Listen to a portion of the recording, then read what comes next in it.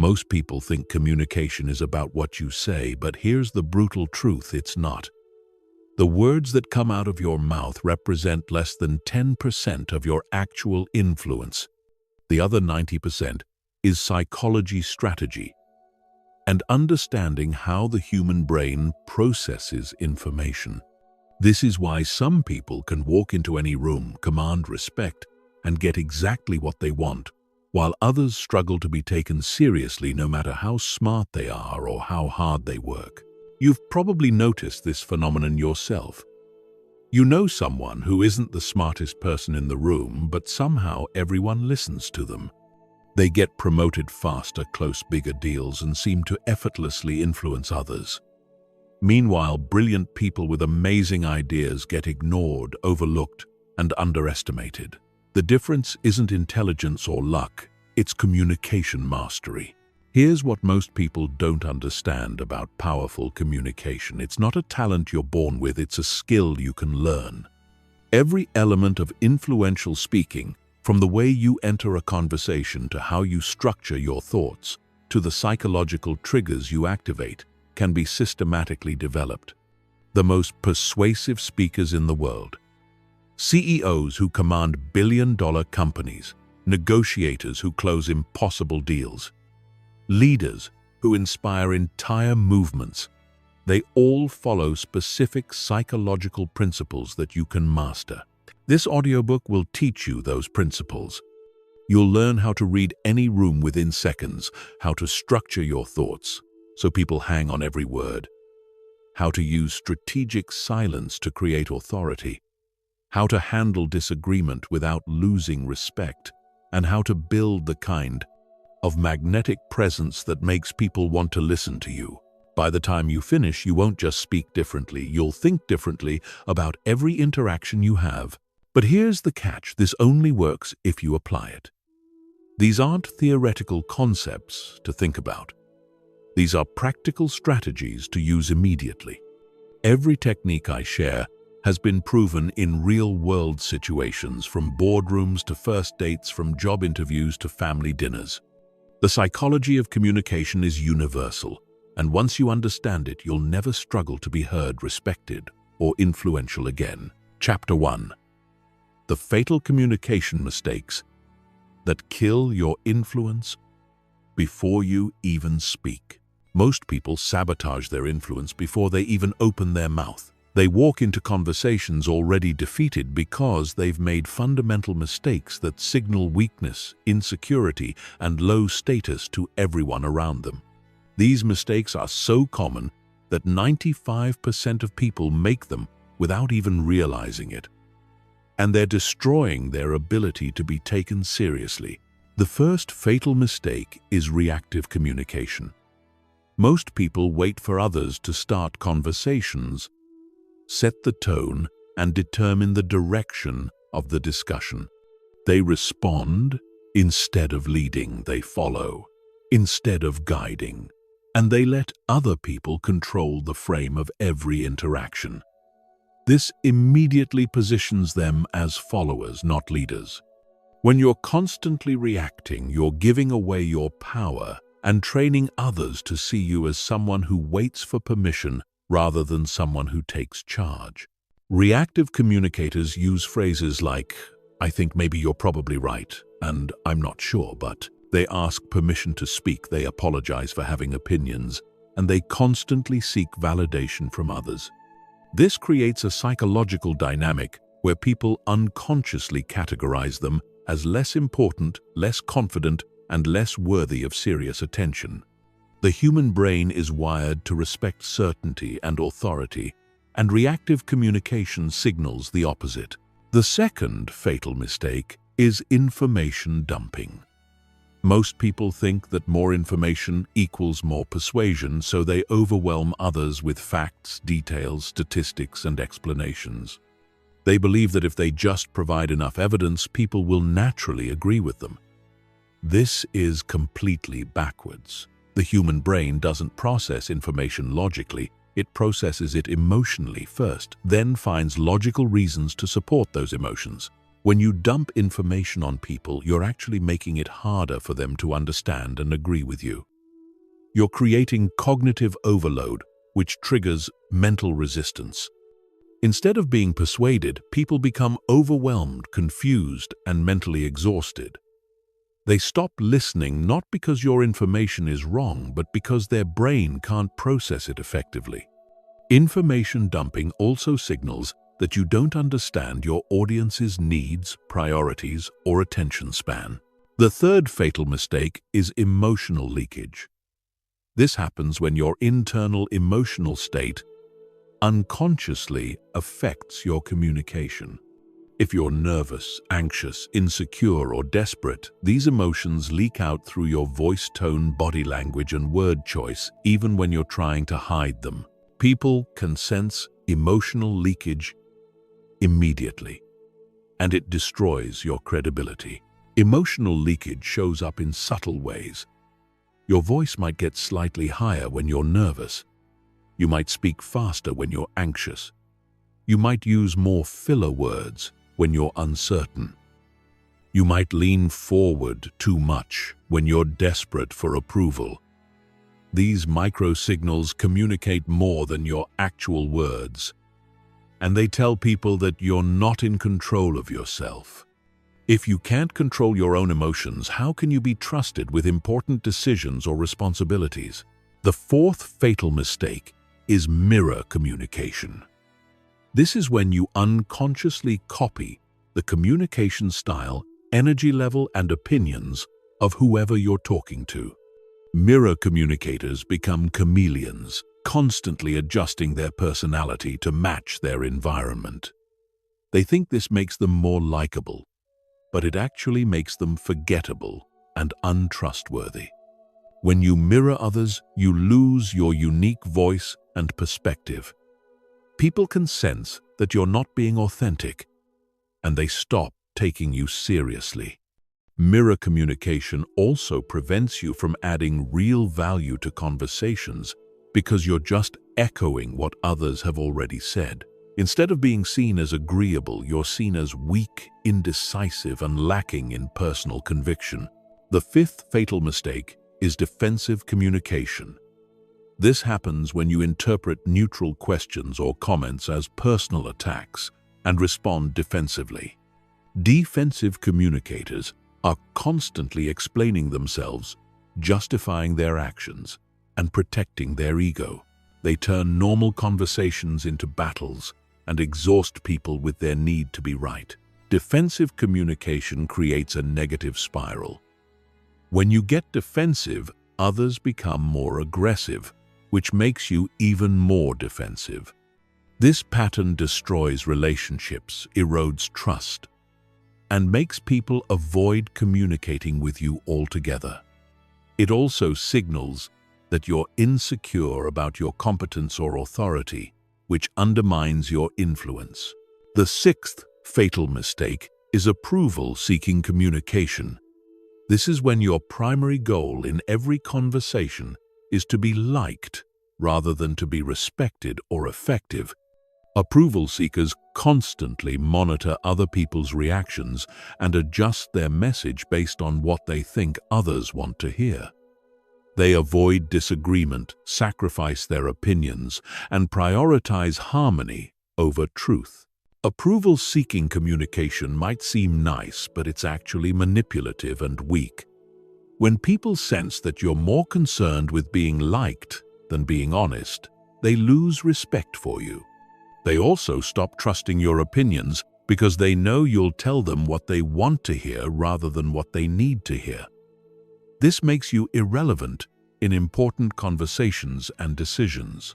The seventh fatal mistake is unconscious communication. Most people have never studied how communication actually works, so they wing it and hope for the best. They don't understand how their tone affects perception, how their word choice creates meaning, or how their body language influences outcomes. This is like trying to perform surgery without understanding anatomy. You might get lucky, but you'll probably cause damage.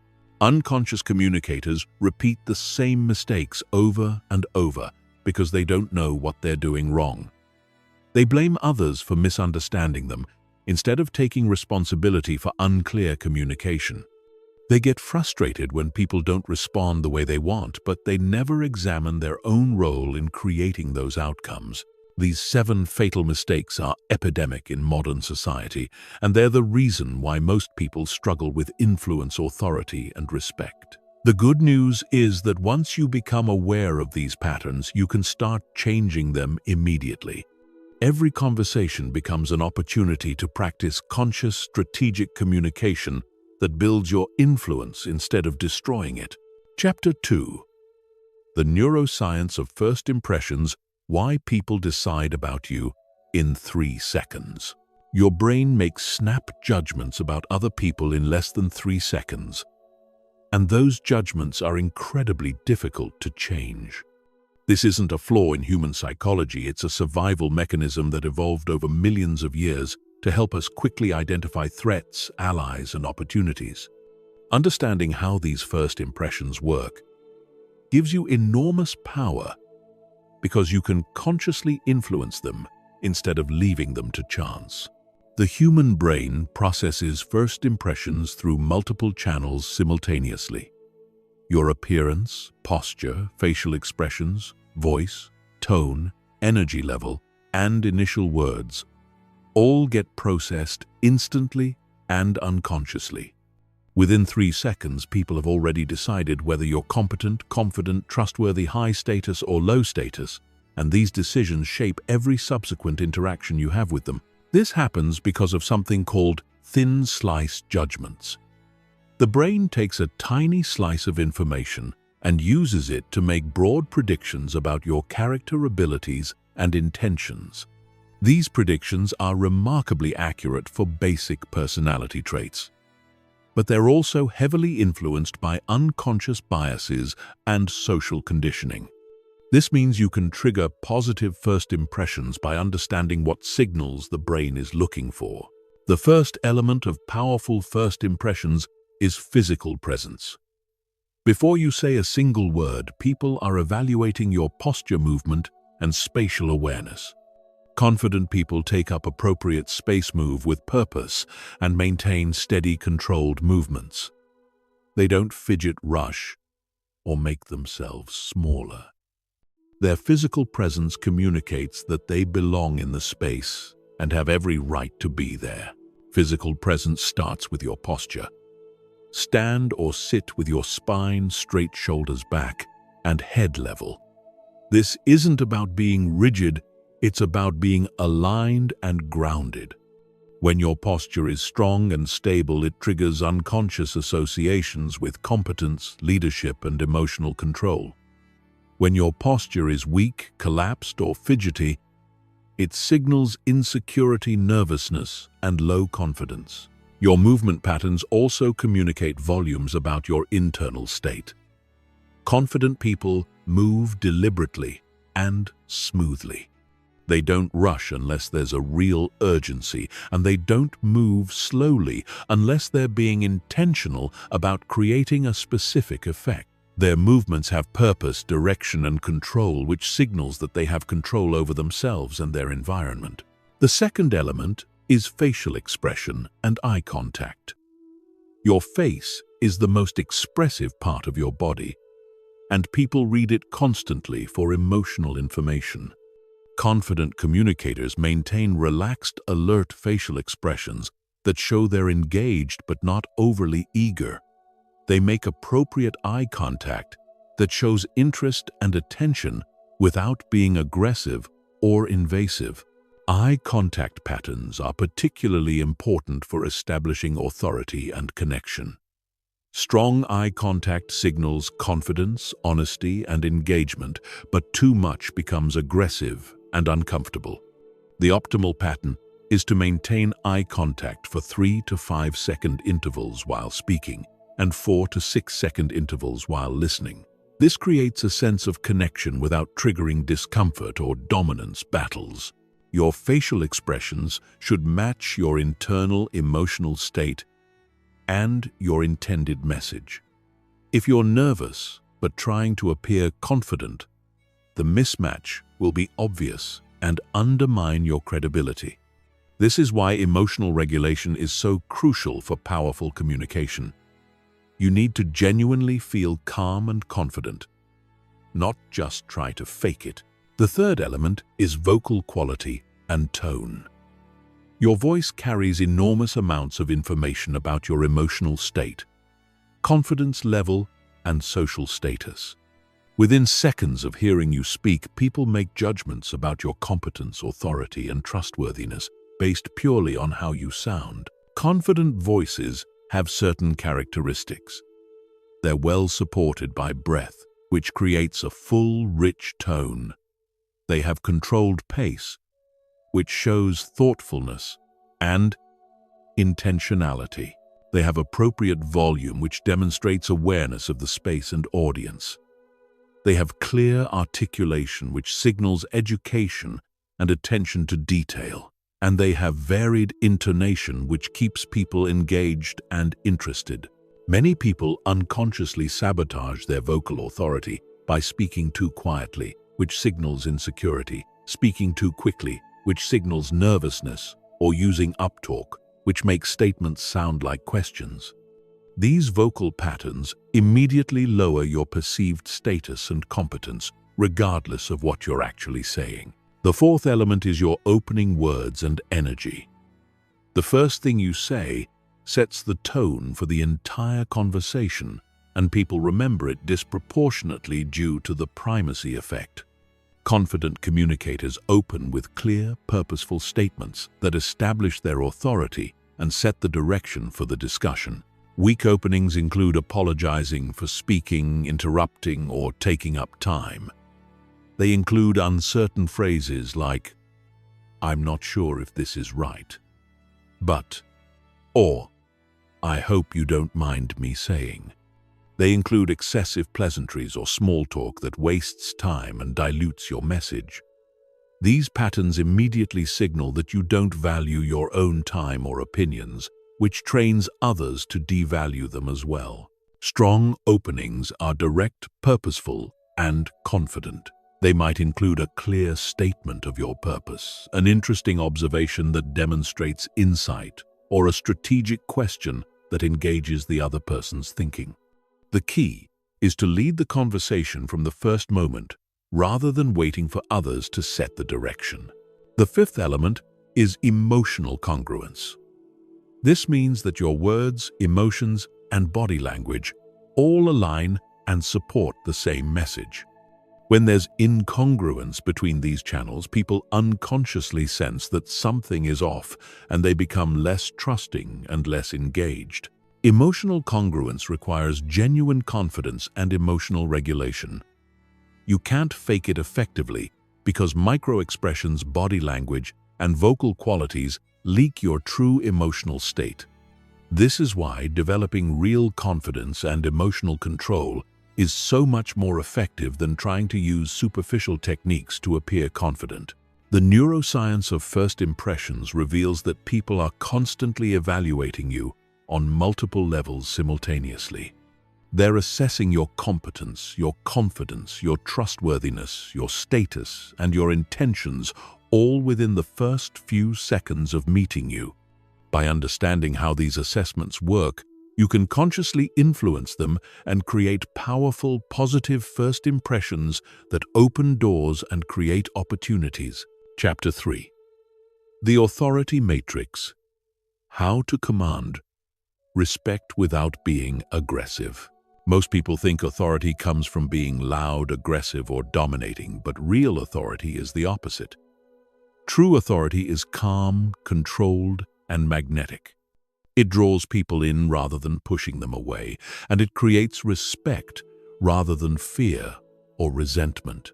Understanding the difference between authority and aggression is crucial because one builds your influence while the other destroys it.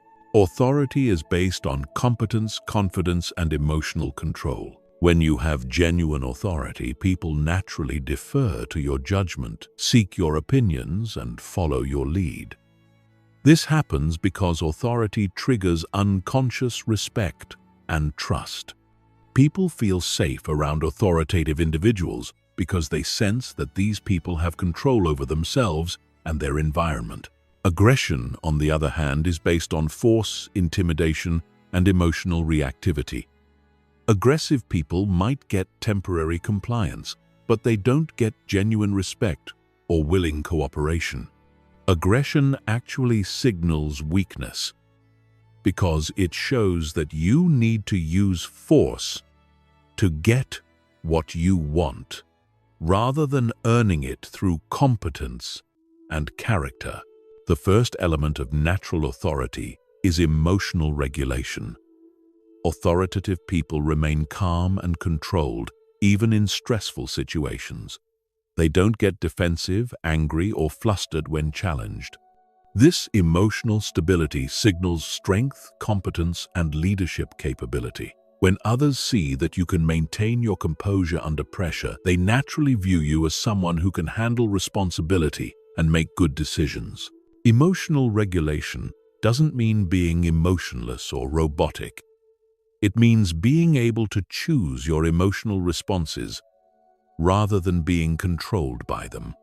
Authoritative people feel emotions, but they process them internally before responding.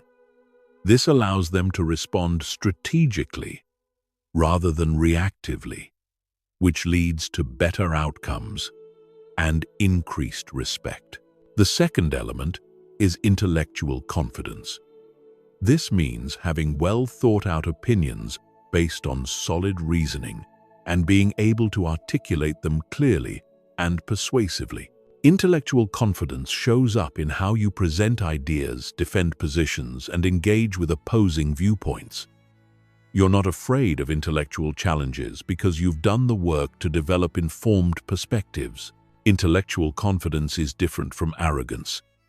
Arrogant people think they know everything and dismiss other viewpoints without consideration. Intellectually confident people know what they know and acknowledge what they don't know. They're open to learning and changing their minds when presented with better information, but they don't waver on principles they've carefully considered.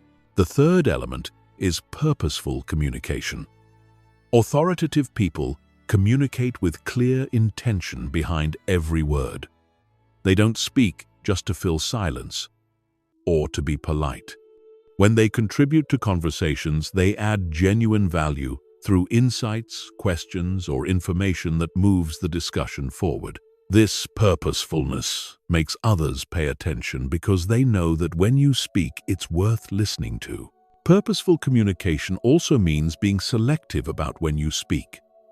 Authoritative people don't feel compelled to comment on everything or to prove their intelligence in every conversation.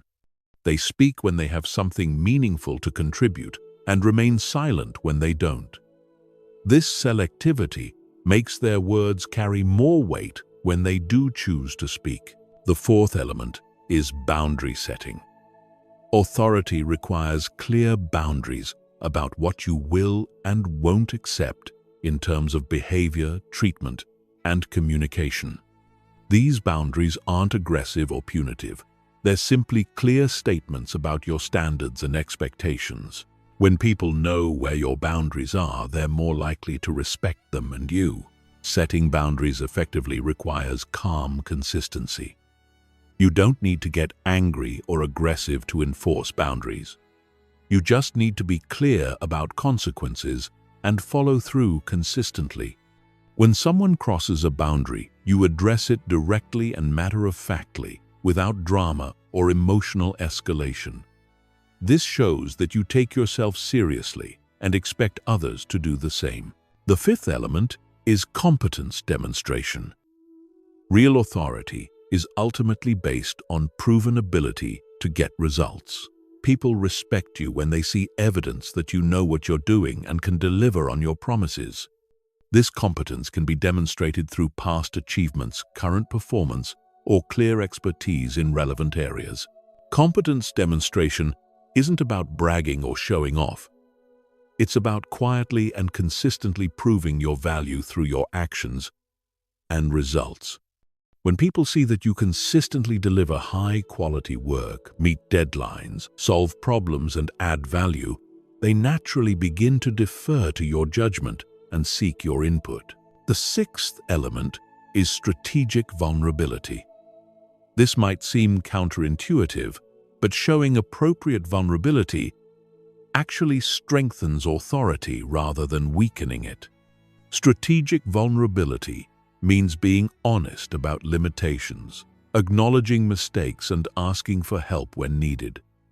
This shows confidence and emotional maturity rather than weakness. The key is that the vulnerability must be strategic and appropriate. Sharing every insecurity, doubt, or personal problem undermines authority, but acknowledging specific limitations or mistakes while taking responsibility for them actually increases trust and respect. It shows that you're honest, self-aware, and focused on results rather than protecting your ego. The seventh element is social calibration. Authoritative people understand social dynamics and adjust their communication style to fit the situation without compromising their core principles. They know when to be more formal or casual, when to be direct or diplomatic, when to lead or support. This social intelligence allows them to maintain authority across different contexts and relationships. Social calibration requires observing and understanding the unspoken rules of different social environments. What works in a boardroom might not work at a family dinner. What's appropriate with peers might not be appropriate with subordinates or superiors.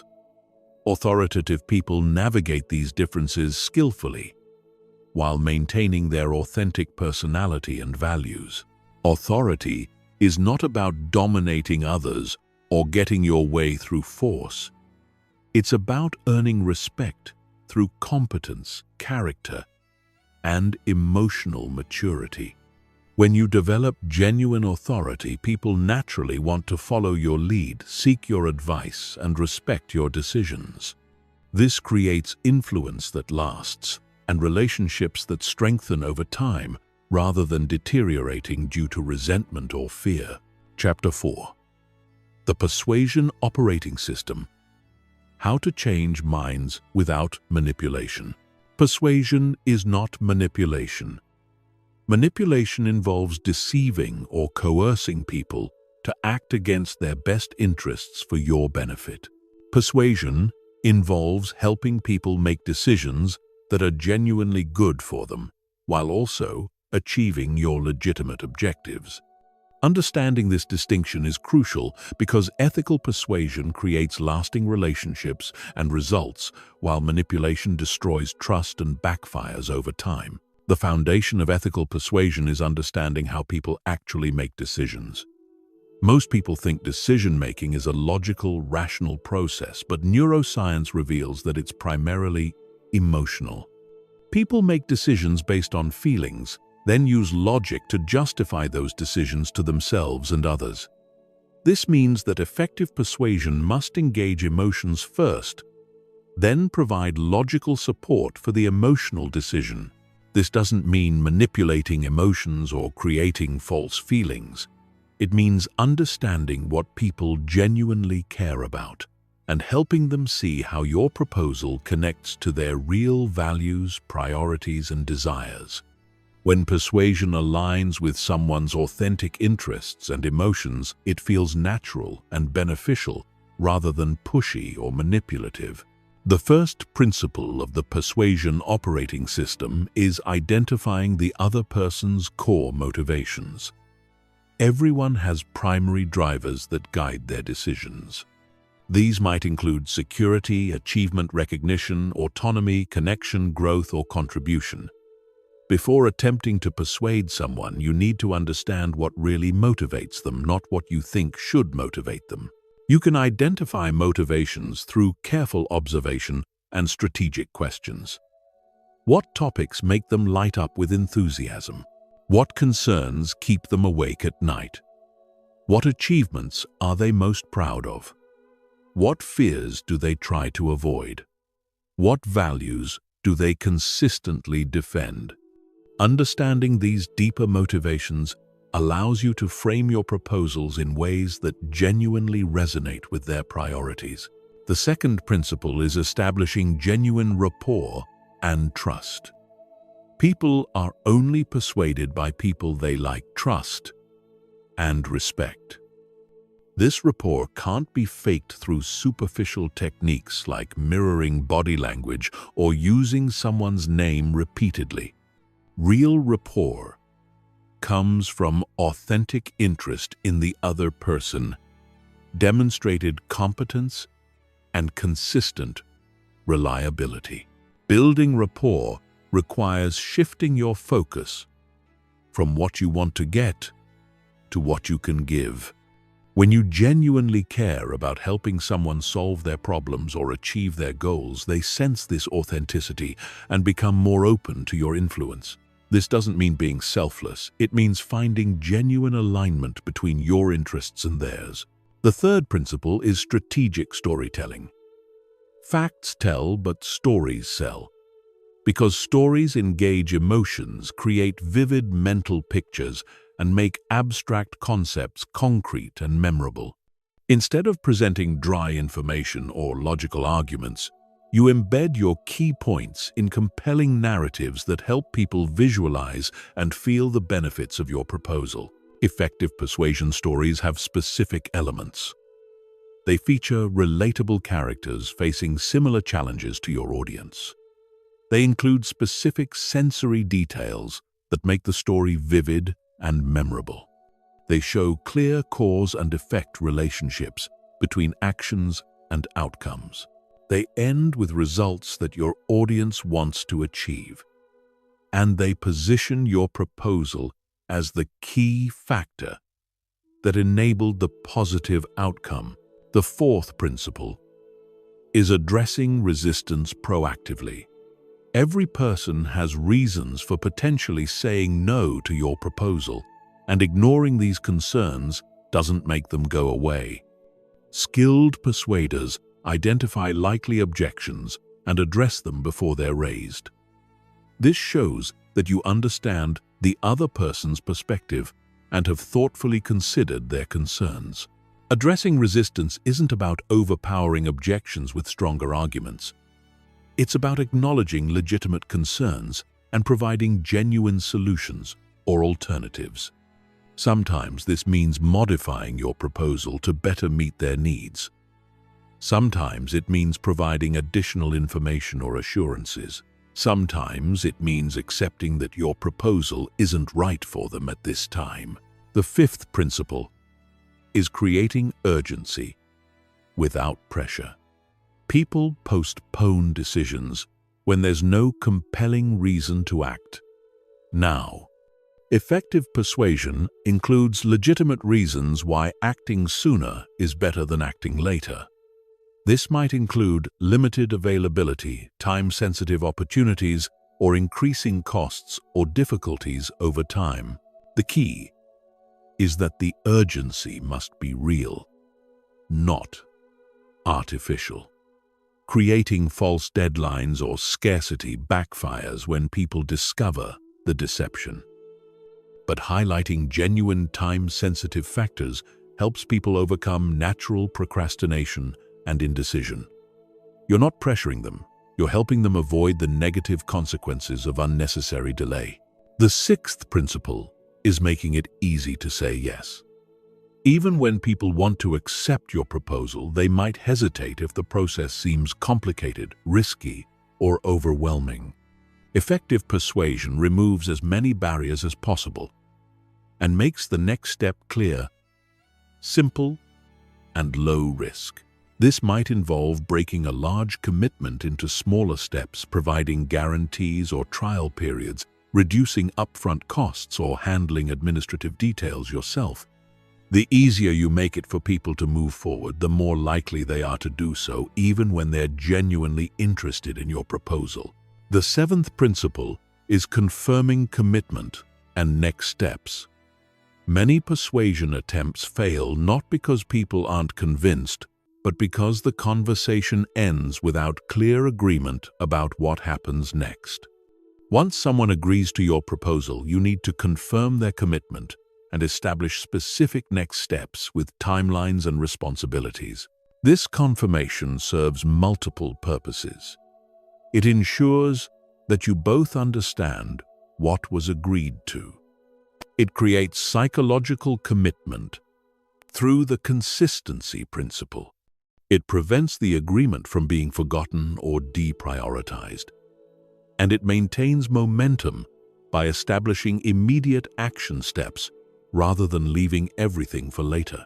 The persuasion operating system works because it aligns with how people naturally think, feel, and make decisions. It doesn't try to override their judgment or manipulate their emotions. Instead, it helps them make good decisions by providing relevant information, addressing legitimate concerns, and making it easy to take action that serves their interests, while also achieving your objectives. Chapter 5. Strategic silence. The power of what you don't say. Most people are afraid of silence in conversations. They feel compelled to fill every pause with words, even when they have nothing meaningful to say. This fear of silence destroys their communication power because it makes them appear nervous, anxious, and lacking in confidence. Learning to use silence strategically is one of the most powerful communication skills you can develop. Silence is not the absence of communication, it's a different form of communication. Strategic silence can convey confidence, authority, thoughtfulness, and control. It can create space for others to reveal important information. It can add weight and impact to your words. It can diffuse tension and create connection. And it can give you time to think before responding, instead of reacting impulsively. The first type of strategic silence is the confidence pause. This is a brief silence before you speak that shows you're choosing your words carefully rather than blurting out the first thing that comes to mind. Confident people are comfortable with this pause because they're not desperate to prove themselves or fill every moment with chatter. The confidence pause works because it signals thoughtfulness and intentionality. When you pause before speaking, people unconsciously assume that what you're about to say is worth waiting for. This makes them pay closer attention to your words and gives your message more impact. It also gives you time to organize your thoughts and choose the most effective way to communicate your point. The second type is the emphasis pause. This is a strategic silence after making an important point that allows it to sink in before moving on. Most people rush from point to point without giving their audience time to process important information. The emphasis pause ensures that your key messages are absorbed and remembered rather than lost in a stream of continuous talking. Emphasis pauses are particularly powerful after making bold statements, asking important questions, or delivering surprising information. The silence creates mental space for the other person to consider what you've said, rather than immediately thinking about their response. This increases the likelihood that your message will influence their thinking and decision-making. The third type is the invitation silence. This is a longer pause that creates space for the other person to contribute to the conversation. Many people monopolize conversations by talking continuously, which prevents them from learning important information about the other person's thoughts, feelings, and motivations. Invitation silences encourage others to share more than they initially intended. Invitation silences work because most people feel compelled to fill conversational gaps. When you create space through silence, others will often reveal information they wouldn't share if you kept talking. This information can be invaluable for understanding their perspectives, building rapport, and identifying opportunities for connection or persuasion. The fourth type is the processing pause. This is a silence that gives you time to think before responding to difficult questions or challenging statements. Instead of feeling pressured to respond immediately, you can take a moment to consider your options and choose the most strategic response. This prevents you from saying something you'll regret and helps you maintain control of the conversation. Processing pauses are especially important when dealing with confrontation, criticism, or high-pressure situations. The natural tendency is to defend yourself immediately, but this often leads to reactive responses that escalate conflict or undermine your position. A strategic pause allows you to respond thoughtfully rather than emotionally, which leads to better outcomes. The fifth type is the tension pause. This is a silence that allows uncomfortable emotions or difficult topics to exist without immediately trying to fix them or move past them. Many people are so uncomfortable with tension that they rush to resolve it even when sitting with the discomfort would be more productive. Tension pauses can be powerful in negotiations, difficult conversations, or when addressing performance issues. Instead of immediately offering solutions or reassurances, you allow the other person to feel the full weight of the situation. This often motivates them to take responsibility or propose solutions themselves rather than waiting for you to fix their problems. The sixth type is the reflection silence. This is a pause that gives both parties time to consider what has been discussed before moving to the next topic or making decisions. Reflection silences prevent rushed decisions and ensure that important conversations receive adequate consideration. Reflection silences are particularly valuable at the end of important discussions or before making significant commitments. They allow everyone involved to mentally review what has been covered, identify any remaining questions or concerns, and confirm their understanding before proceeding. Using silence effectively requires overcoming your discomfort with conversational gaps. Most people find silence awkward because they interpret it as a sign that the conversation isn't going well. But strategic silence actually improves conversation quality by creating space for deeper thinking, more genuine sharing, and more thoughtful responses. The key to comfortable silence is shifting your mindset from feeling responsible for constant entertainment to being confident in your presence. You don't need to fill every moment with words to add value to a conversation. Sometimes the most valuable thing you can contribute is attentive listening and thoughtful pauses that encourage others to share more deeply.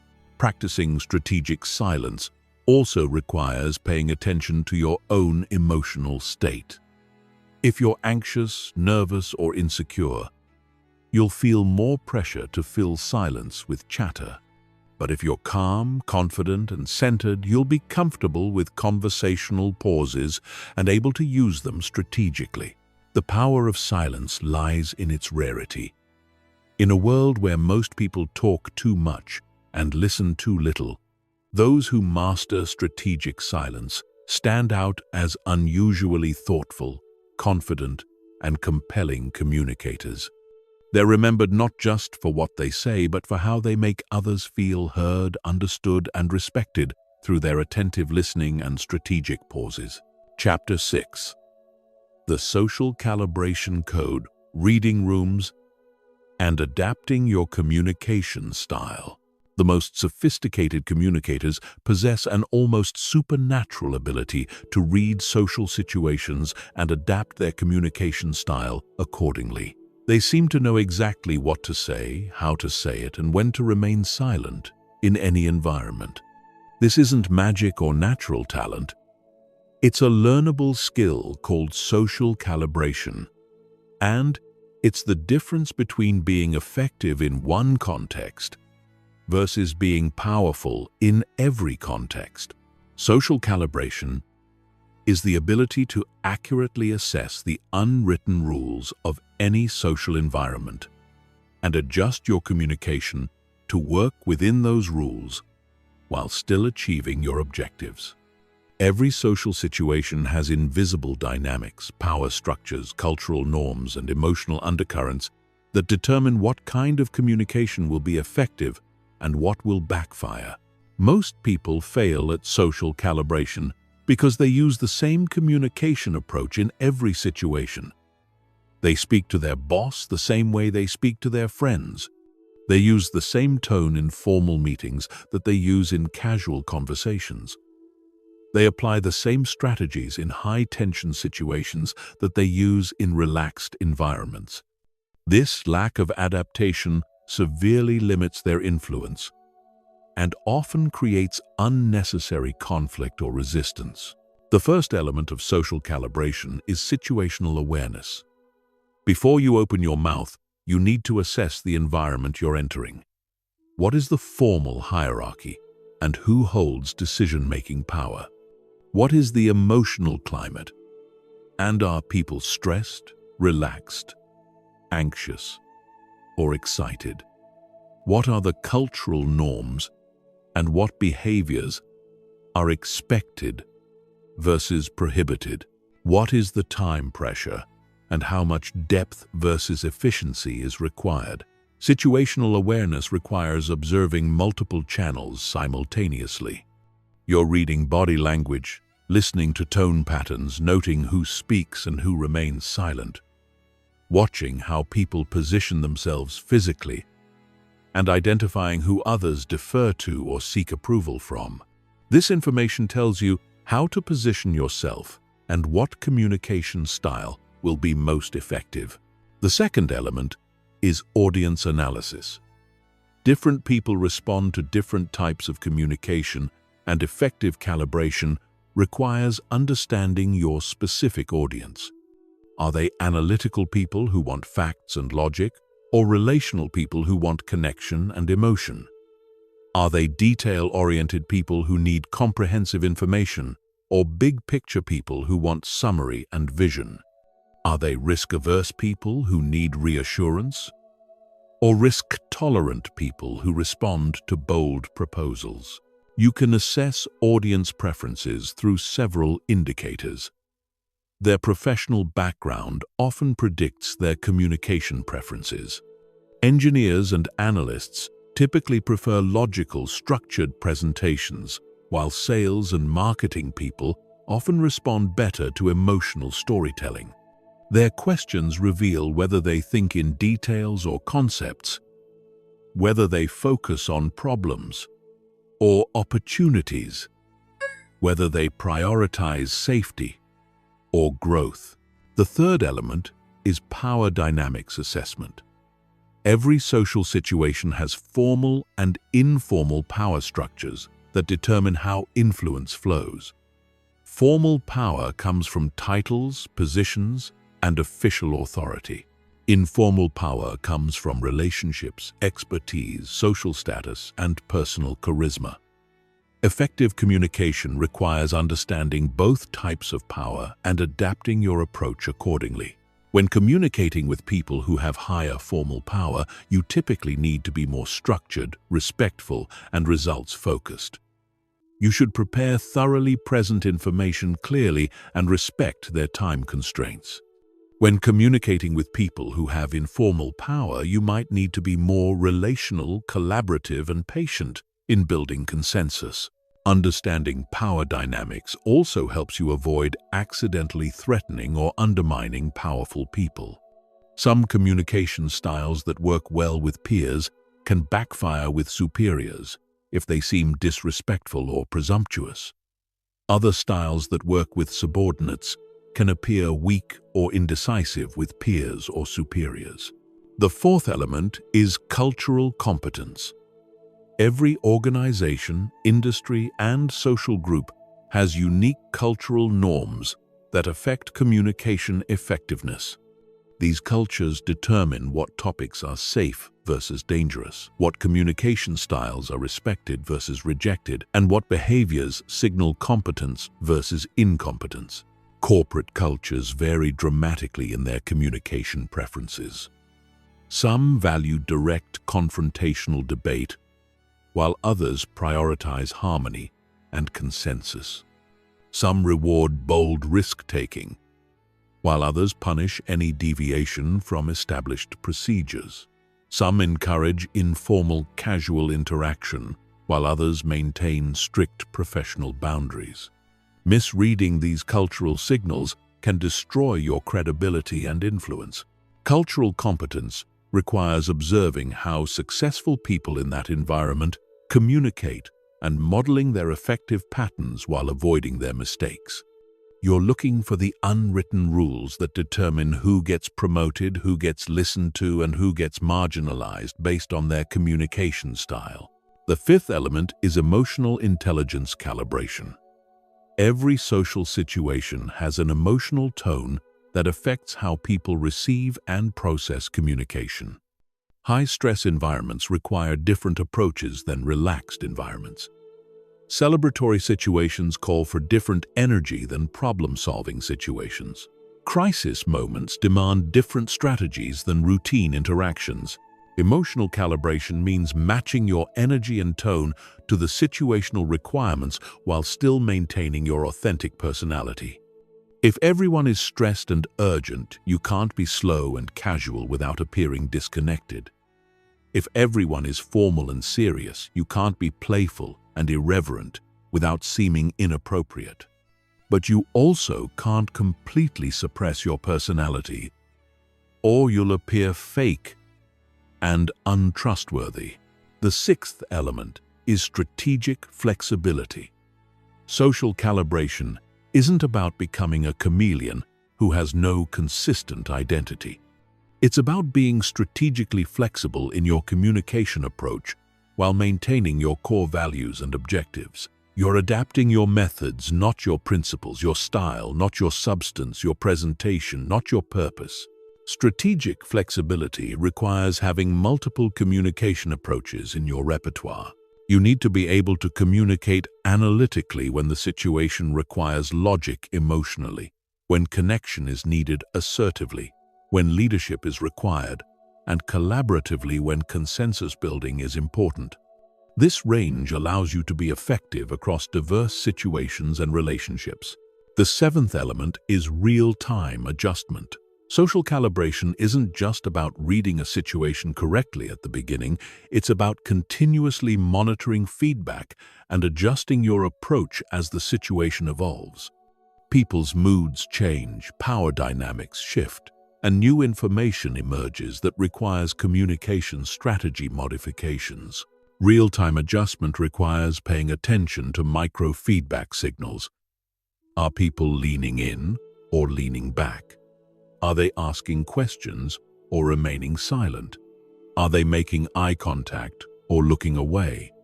Are they nodding in agreement or showing signs of confusion or disagreement? This feedback tells you whether your current approach is working or needs modification. Effective real-time adjustment also requires having the emotional flexibility to change course without losing confidence or composure.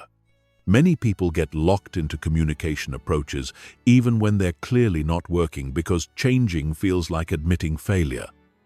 But strategic adaptation is a sign of social intelligence, not weakness.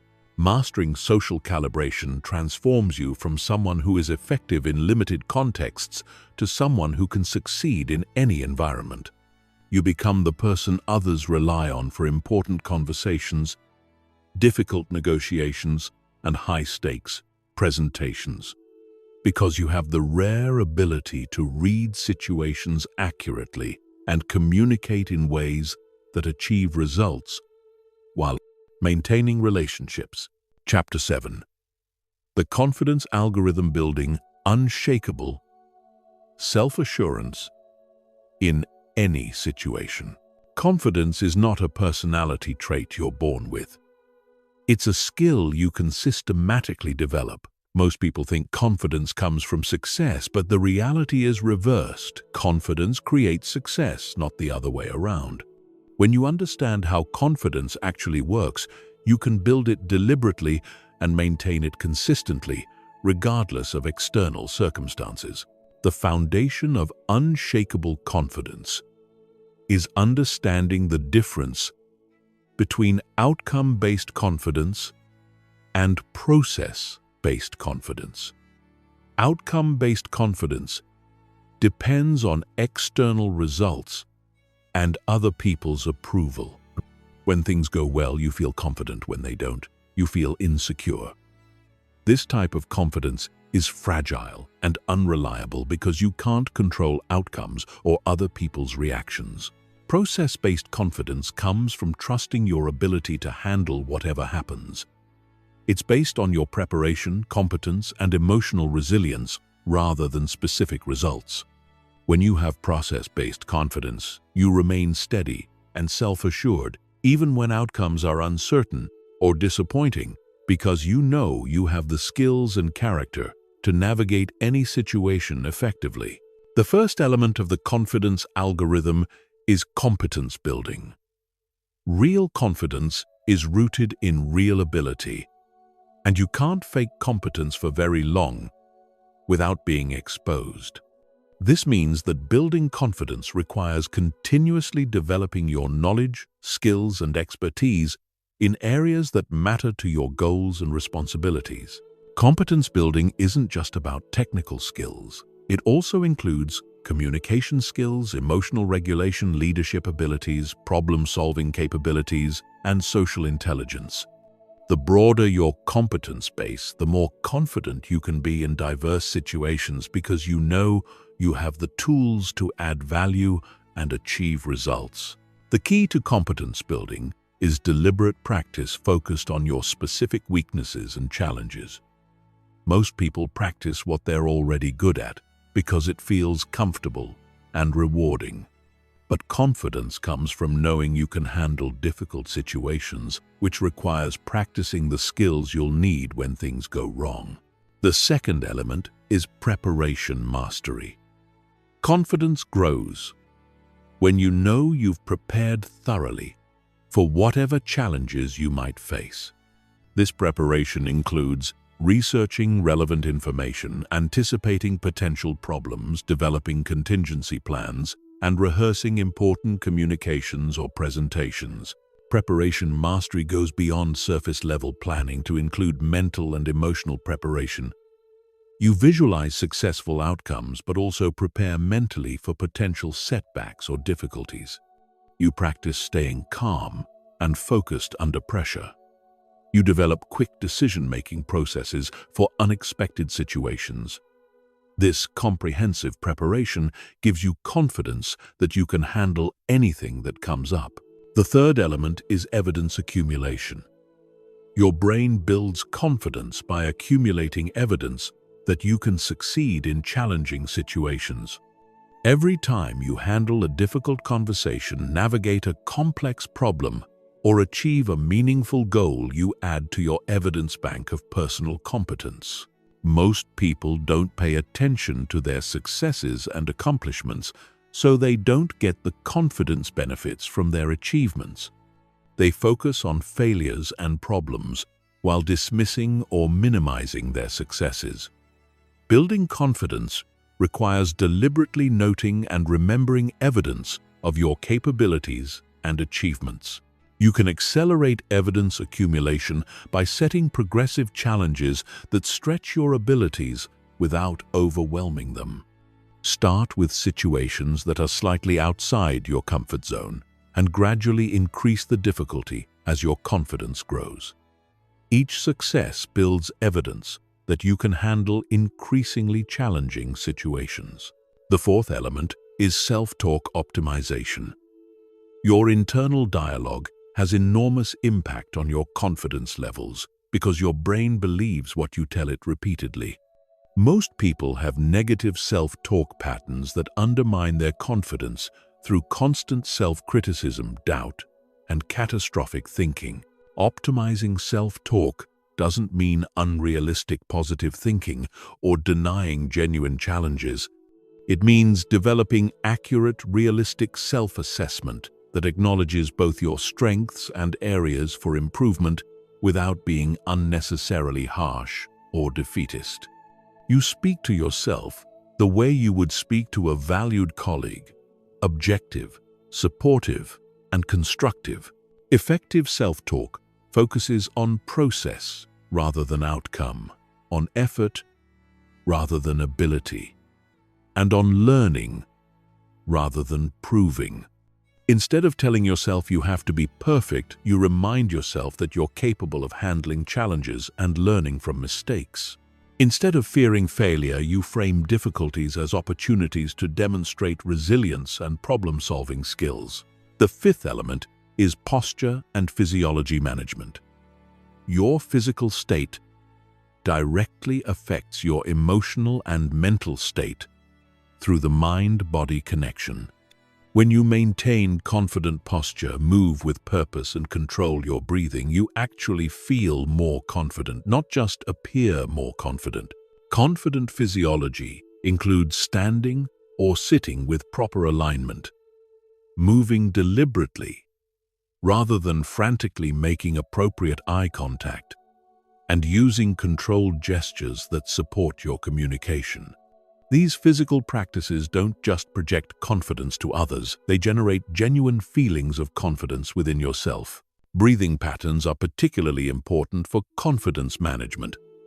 Shallow, rapid breathing triggers anxiety and nervousness, while deep, controlled breathing promotes calm confidence.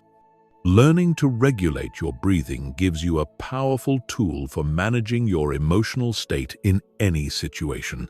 The sixth element is comfort zone expansion. Confidence grows through experience with challenging situations, and you can't build that experience by staying in your comfort zone. This requires deliberately seeking out situations that stretch your abilities and force you to develop new skills and capabilities. Comfort zone expansion should be systematic and progressive, rather than reckless and overwhelming. You want to challenge yourself enough to grow, but not so much that you become overwhelmed and lose confidence. The goal is to gradually expand your comfort zone so that situations that once seemed impossible become routine. Each time you successfully navigate a situation outside your previous comfort zone, you expand your confidence for similar situations in the future. Over time, this process builds deep, unshakable confidence because you have extensive evidence that you can adapt and succeed in diverse, challenging circumstances. The seventh element is identity alignment. The most powerful confidence comes from alignment between your actions and your authentic identity. When you're trying to be someone you're not or acting in ways that contradict your values, you feel insecure and uncertain regardless of your external success. Identity-aligned confidence means knowing who you are, what you stand for, and what you're capable of achieving. It means being comfortable with your strengths and limitations without feeling the need to pretend or compensate. It means acting in ways that reflect your genuine personality and values, rather than trying to meet other people's expectations. This type of confidence is unshakable because it doesn't depend on external validation or approval. You know who you are, and you're comfortable with that identity regardless of what others think. This inner security gives you the freedom to communicate authentically and take appropriate risks without being paralyzed by fear of rejection or failure. The confidence algorithm works because it builds genuine self-assurance based on real competence, preparation, evidence, and self-knowledge, rather than superficial techniques or positive thinking. When you systematically develop these elements, you create confidence that withstands pressure, performs under stress, and grows stronger through challenges rather than being diminished by them. Chapter 8. Advanced Influence Techniques. The psychology of getting what you want without force. Influence is not about overpowering people or manipulating them into compliance. It's about understanding human psychology and creating conditions where people naturally want to cooperate with you. The most powerful influence techniques work by aligning with how people already think, feel, and make decisions, rather than fighting against their natural tendencies. The foundation of ethical influence is understanding that people don't resist ideas, they create themselves. When you can guide people to discover conclusions, solutions, or decisions on their own, they feel ownership and commitment rather than resentment or resistance. This requires shifting from telling people what to think to helping them think more effectively about their own situations and goals. The first advanced influence technique is assumption reframing. Most people make unconscious assumptions about what's possible, normal, or appropriate in any given situation. These assumptions create invisible boundaries that limit their thinking and decision-making. By skillfully challenging or reframing these assumptions, you can expand their perception of available options. Assumption reframing works by introducing new perspectives that highlight the arbitrary nature of current limitations. You might ask questions like, what if we didn't have to follow the usual process? Or what would be possible if budget wasn't a constraint? Or how would this look if we were starting from scratch? These questions help people break free from limiting assumptions and consider new possibilities. The key to effective assumption reframing is making it feel natural and collaborative rather than pushy or argumentative. You're not attacking their current thinking, you're helping them expand it. You present alternative perspectives as interesting possibilities to explore, rather than as corrections to their faulty reasoning. The second technique is social proof orchestration. People look to others for guidance about what to think, feel, and do, especially in uncertain situations. By strategically highlighting relevant examples of others who have made similar decisions, you can influence people's perception of what's normal, reasonable, or beneficial. Social proof orchestration requires careful selection of relevant examples that match the person's situation, values, and concerns. The examples should come from people they respect or identify with and demonstrate outcomes they want to achieve. Generic testimonials or irrelevant examples can actually backfire by highlighting differences rather than similarities. You can also create social proof through strategic networking and relationship building. When influential people in someone's network support your position or proposal, it carries much more weight than your direct advocacy. This requires building genuine relationships with key influencers and helping them understand how your proposals benefit their interests as well. The third technique is cognitive reframing. This involves helping people interpret situations, events, or information in ways that support better decision-making. The same facts can be perceived very differently depending on how they're framed and presented. Skilled influence practitioners help people see situations in ways that reveal opportunities rather than just obstacles. Cognitive reframing works by shifting focus from problems to solutions, from costs to benefits, from risks to potential rewards, from what's missing to what's possible. You're not changing the facts, you're helping people interpret those facts in more productive and optimistic ways that enable action rather than paralysis. Effective cognitive reframing requires understanding the other person's current mental framework and gently guiding them toward more empowering interpretations. This means listening carefully to how they describe situations and strategically introducing alternative perspectives that open up new possibilities. The fourth technique is reciprocity activation. People feel psychologically obligated to return favors and reciprocate kindness. This principle can be used ethically by providing genuine value before asking for anything in return.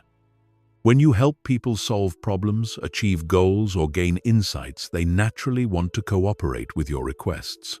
Reciprocity activation works best when the value you provide is unexpected, personalized, and clearly beneficial to the recipient.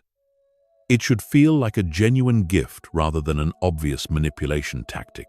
The goal is to create positive feelings and goodwill that naturally lead to cooperation rather than obligation that feels manipulative. You can activate reciprocity through providing useful information, making valuable introductions, offering practical assistance, sharing relevant expertise, or simply giving genuine recognition and appreciation. The key is that your giving should be authentic and focused on their needs rather than obviously designed to create obligation. The fifth technique is consistency leveraging. People have a strong psychological need to remain consistent with their previous statements, decisions, and public commitments.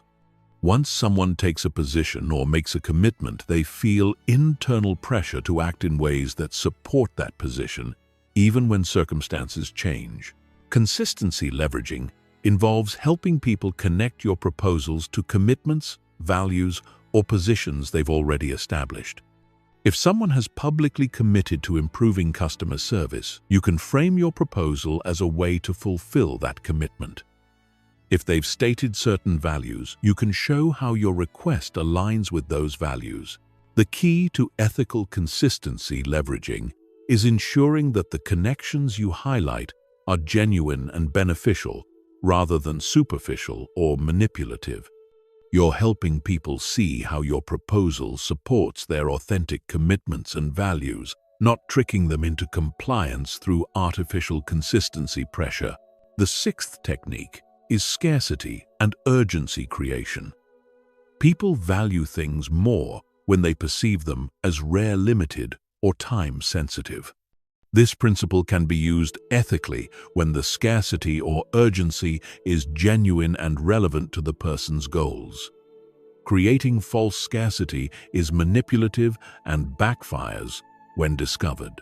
Genuine scarcity might include limited availability of opportunities, resources, or timing windows. Real urgency might involve deadlines, consequences, or changing market conditions. The key is to help people understand actual time sensitivity, rather than creating artificial pressure through fake deadlines or false limitations. When highlighting scarcity or urgency, you should also provide clear information about why the limitation exists and what the consequences of delay might be. This helps people make informed decisions rather than feeling pressured into hasty choices they might regret later. The seventh technique is emotional alignment. People make decisions based on emotions, then justify them with logic.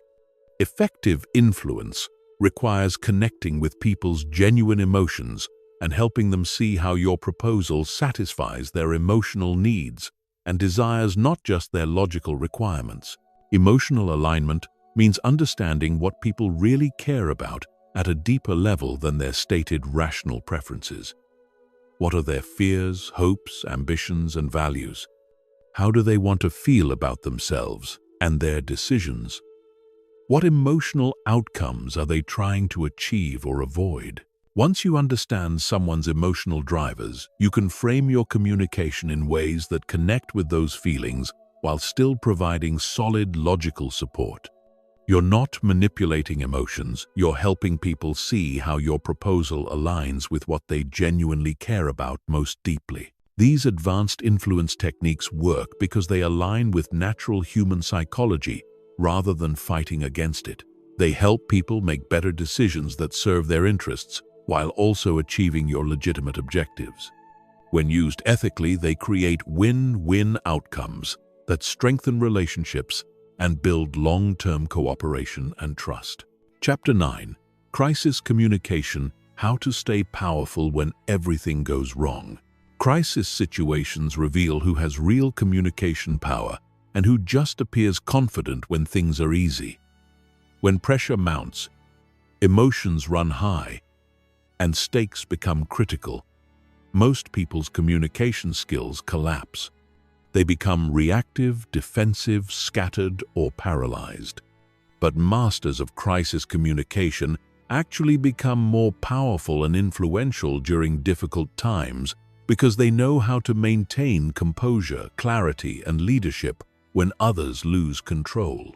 Crisis communication is not about having all the answers or preventing all problems. It's about maintaining your effectiveness and influence when facing unexpected challenges, uncertainty, and high-stakes pressure. The people who master this skill become the ones others turn to when things go wrong, which creates enormous opportunities for leadership and advancement. The first principle of crisis communication is emotional regulation under pressure.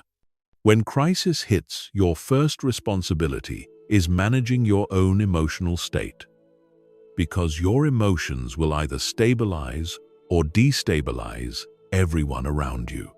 People look to leaders for emotional cues about how serious the situation is and how they should respond. Emotional regulation doesn't mean suppressing emotions or pretending everything is fine. It means processing emotions internally before they leak out in destructive ways. You feel the stress, anxiety, or urgency, but you don't let those feelings control your communication or decision-making. This emotional control gives others confidence that you can handle the situation effectively. Techniques for crisis. Emotional regulation include controlled breathing to maintain physiological calm, strategic pausing before responding to avoid reactive statements, grounding yourself in facts rather than fears, and focusing on solutions rather than dwelling on problems. These practices help you maintain the clear thinking necessary for effective crisis leadership. The second principle is information management and transparency. During crises, people are hungry for information, and they'll create their own explanations if you don't provide clear, accurate updates. This rumor generation often makes situations worse than they actually are, so proactive communication is essential for maintaining control and confidence. Effective crisis information management means providing regular updates even when you don't have complete information. You communicate what you know, what you don't know, what you're doing to find out more, and when you expect to have additional information. This transparency builds trust and prevents the information vacuum that leads to speculation and panic. You should also acknowledge the seriousness of situations without being alarmist or defeatist. People need to understand that you're taking things seriously and responding appropriately. But they also need confidence that the situation is manageable. This balance requires careful word choice and tone management. The third principle is solution-focused communication. Crisis situations naturally generate problem-focused thinking, where people become absorbed in analyzing what went wrong, who's to blame, and how bad things might get. While some problem analysis is necessary, effective crisis communication quickly shifts focus to solution development and action planning. Solution-focused communication means acknowledging problems without dwelling on them, redirecting energy toward constructive action, and maintaining optimism about finding workable solutions. You ask questions like, what can we do now to improve this situation? What resources do we have available? And what would success look like given our current constraints? This approach doesn't mean ignoring real problems or being unrealistically positive. It means channeling mental and emotional energy toward productive problem solving rather than getting stuck in circular problem analysis or blame assignment that doesn't improve outcomes. The fourth principle is stakeholder-specific messaging. Different groups of people affected by a crisis have different concerns, information needs, and decision-making authority. Effective crisis communication involves tailoring your message content timing and delivery method to each stakeholder group's specific situation and requirements. Internal team members need detailed information about immediate action steps, role clarifications, and resource availability. Senior leadership needs strategic perspective, impact assessment, and recommendation options. External partners need relevant updates without confidential details. Customers need reassurance about how the situation affects them and what you're doing to protect their interests. Creating stakeholder-specific messaging requires understanding each group's priorities, concerns, and decision-making processes. You provide enough information for them to feel informed and confident without overwhelming them with irrelevant details or creating unnecessary anxiety about aspects that don't affect them. The fifth principle is decisive leadership communication. Crises require decisions to be made quickly with incomplete information under time pressure. Effective crisis communicators can gather input quickly, synthesize information efficiently, and communicate decisions clearly, even when they're not completely certain about all the implications. Decisive leadership communication involves stating decisions, clearly explaining the reasoning behind them, assigning specific responsibilities with deadlines, and establishing follow-up processes for monitoring results, and making adjustments. You don't wait for perfect information or universal consensus, because delay often makes problems worse. The key is balancing speed with thoroughness. You move quickly enough to address urgent needs, but thoughtfully enough to avoid creating bigger problems through hasty decisions. This requires developing good judgment about when more analysis is needed versus when action is more important than additional planning. The sixth principle is reputation protection and recovery. How you communicate during crises significantly impacts your long-term reputation and relationships. People remember how you handled pressure more than they remember the specific problems you faced. This makes crisis communication an opportunity to demonstrate character, competence, and leadership, rather than just a challenge to survive. Reputation protection involves taking appropriate responsibility without unnecessary self-blame, maintaining professional standards even under pressure, and following through on commitments made during crisis periods. You don't promise things you can't deliver, but you do everything possible to fulfill the commitments you make. Recovery communication focuses on learning from the crisis, improving systems and processes to prevent similar problems, and demonstrating that you've grown stronger and more capable as a result of handling the challenge. This positions crises as growth opportunities rather than just problems to overcome. The seventh principle is relationship strengthening through adversity. Crisis situations can either damage relationships through poor communication or strengthen them through effective crisis management. When you handle crises well, people develop deeper trust and respect for your leadership capabilities and character. Relationship strengthening happens when you maintain clear communication, keep commitments made under pressure, show genuine concern for others' welfare, and follow through on promises to improve situations. People who see you perform well under pressure become stronger advocates and supporters in the future. You can also use crisis situations to demonstrate values and priorities that might not be visible during normal operations. How you treat people when resources are scarce, what principles you maintain under pressure, and how you balance competing interests during difficult times all reveal character that builds long-term trust and influence. Crisis communication mastery transforms you from someone who struggles during difficult periods to someone who actually gains influence and respect through effective crisis leadership. Instead of avoiding challenging situations, you become the person others seek out when they need strong, steady leadership during uncertain times.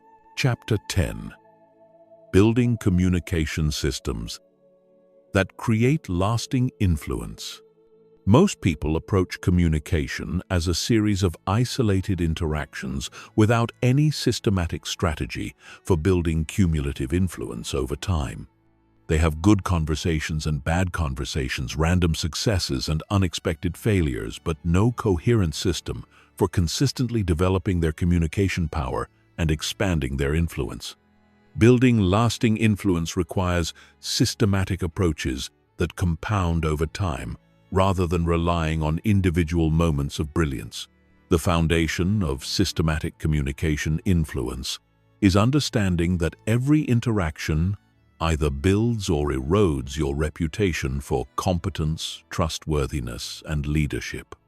People form impressions about your communication abilities based on patterns they observe over time, not just single conversations. This means you need consistent standards and approaches that reinforce positive perceptions through multiple touchpoints. The first element of communication systems is message consistency across contexts. Your core messages about your capabilities, values, priorities, and expertise should remain consistent, whether you're speaking in formal presentations, casual conversations, written communications, or crisis situations. This consistency helps people develop clear, accurate impressions of who you are and what you stand for. Message consistency doesn't mean being rigid or robotic in your communication. It means having clear, authentic core themes that appear reliably across different formats and situations. When people interact with you multiple times, they should get reinforcing evidence about your key strengths and values rather than confusing mixed signals that make you hard to categorize or remember. You develop message consistency by identifying your core professional identity and value proposition, then finding natural ways to reinforce these themes in diverse communication situations. This requires conscious preparation and practice, but becomes more natural over time as you develop communication habits that automatically reinforce your desired reputation. The second element is relationship mapping and strategic networking. Influence flows through relationships, and building systematic influence requires understanding your relationship ecosystem and developing strategic approaches for strengthening key connections over time. This means identifying who influences whom in your professional environment and building authentic relationships with those key connectors. Relationship mapping involves analyzing formal and informal power structures, identifying decision-makers and influencers, understanding relationship dynamics between key players, and recognizing opportunities for adding value to important relationships. This analysis helps you prioritize relationship-building efforts and develop appropriate strategies for different types of connections. Strategic networking goes beyond collecting contacts to focus on creating genuine mutual value with people who can expand your influence and opportunities. This requires understanding others' goals, challenges, and priorities, then finding authentic ways to help them achieve their objectives while building stronger professional relationships. The third element is expertise positioning and thought leadership development. People develop lasting influence by becoming known for specific expertise and insights that others find valuable. This requires consistently developing your knowledge and capabilities in chosen areas, then systematically sharing those insights through multiple communication channels. Expertise positioning involves identifying areas where you can develop distinctive competence, then consistently communicating insights and perspectives that demonstrate that expertise. This might include industry knowledge, technical skills, problem-solving, approaches, leadership philosophies, or relationship-building capabilities that others recognize as valuable. Thought leadership development requires regularly creating and sharing content that showcases your expertise and provides value to others.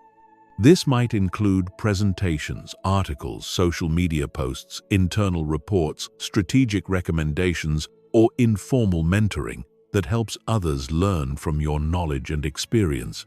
The fourth element is feedback systems and continuous improvement. Systematic influence building requires regular feedback about your communication effectiveness and consistent efforts to improve your skills and approaches. Most people receive very little direct feedback about their communication and therefore miss opportunities to enhance their influence.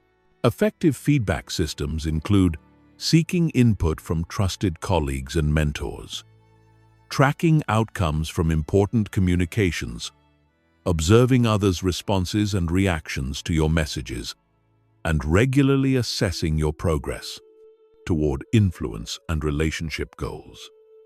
This feedback helps you identify what's working well and what needs adjustment.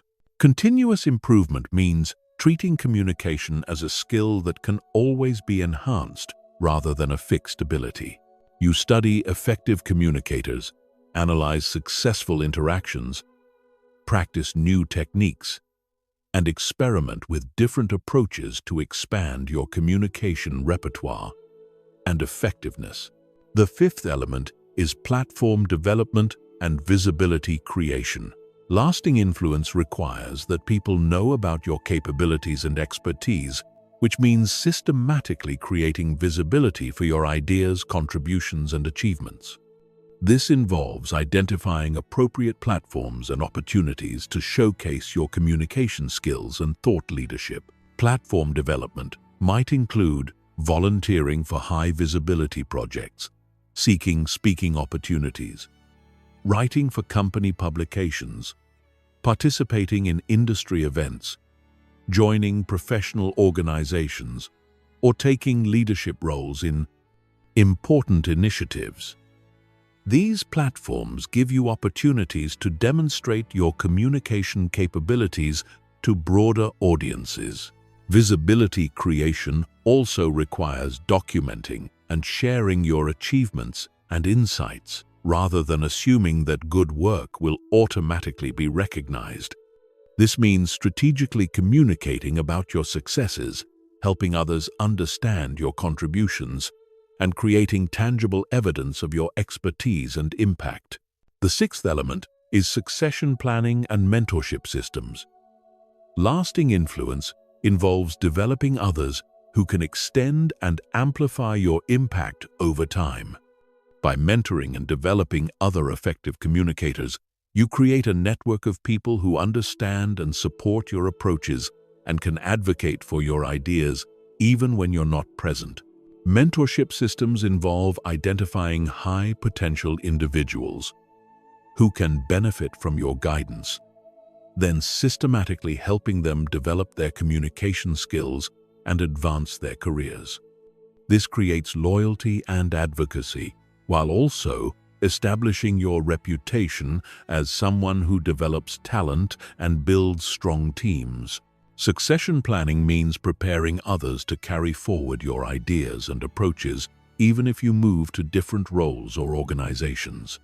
This might involve training team members, documenting your methods, creating process improvements, or developing organizational capabilities that outlast your direct involvement. The seventh element is legacy building and institutional influence. The highest level of communication influence involves creating changes in how organizations or industries think and operate. This requires developing approaches that become embedded in systems, processes, and cultures rather than just influencing individual decisions or relationships.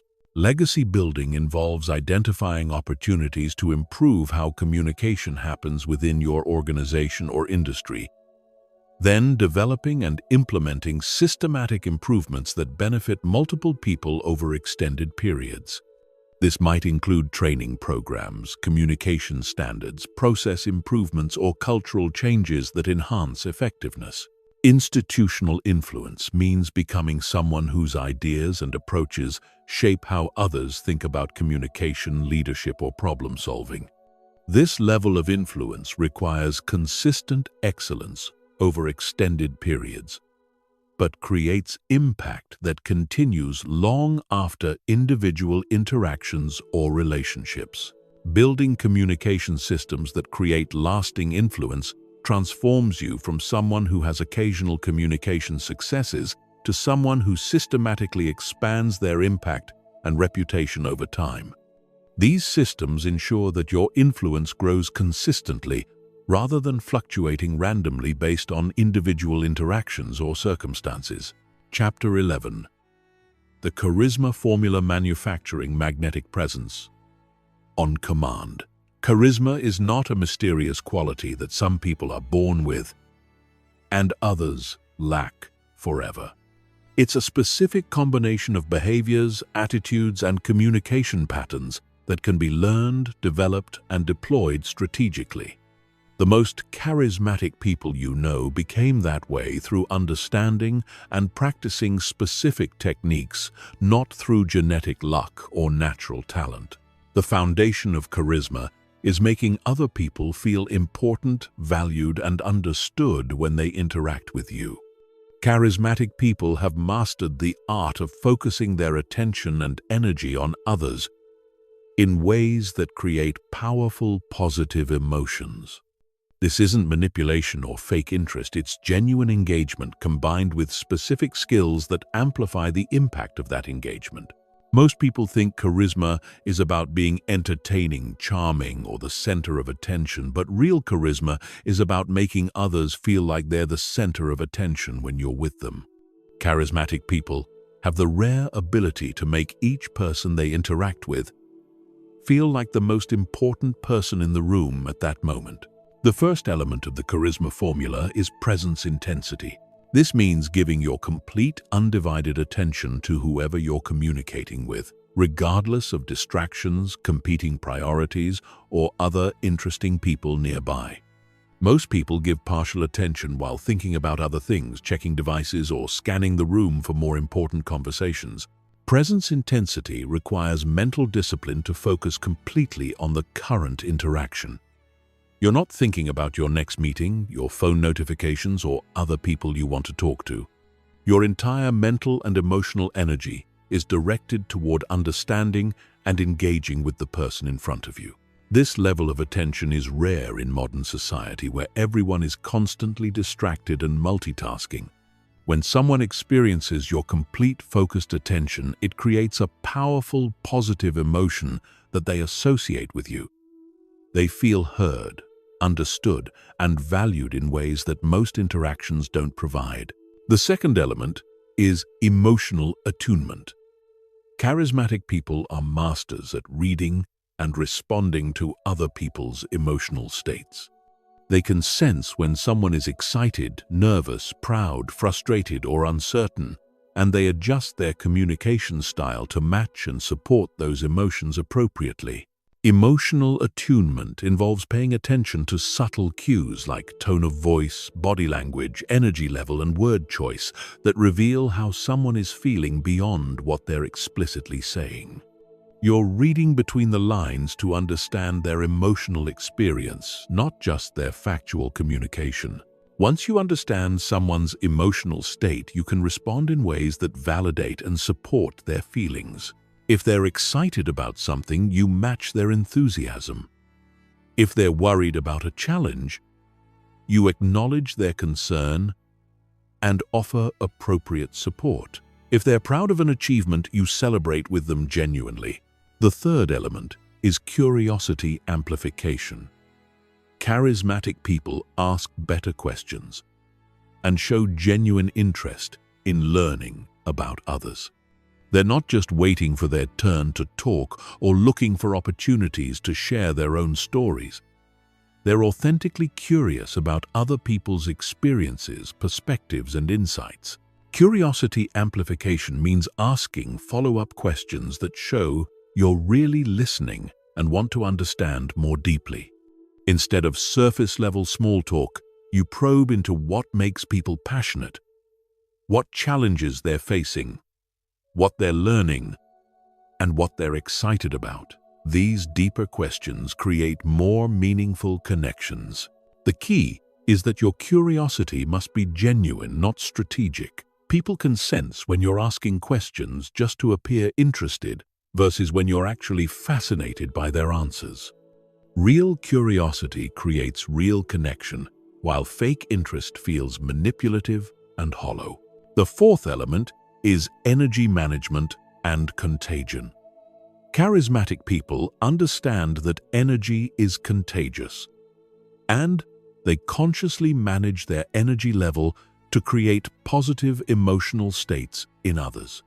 They bring appropriate energy to different situations, whether that's calm, confidence in crisis moments, enthusiasm for new projects, or focused intensity for important discussions. Energy management requires self-awareness about your current emotional and physical state, combined with the ability to consciously adjust your energy to serve the situation and the people you're with. If you're tired or stressed, you don't let that negative energy infect your interactions. If the situation calls for high energy, you find ways to generate genuine enthusiasm. Energy contagion works because humans unconsciously mirror the emotional states of people around them, especially people they respect or admire.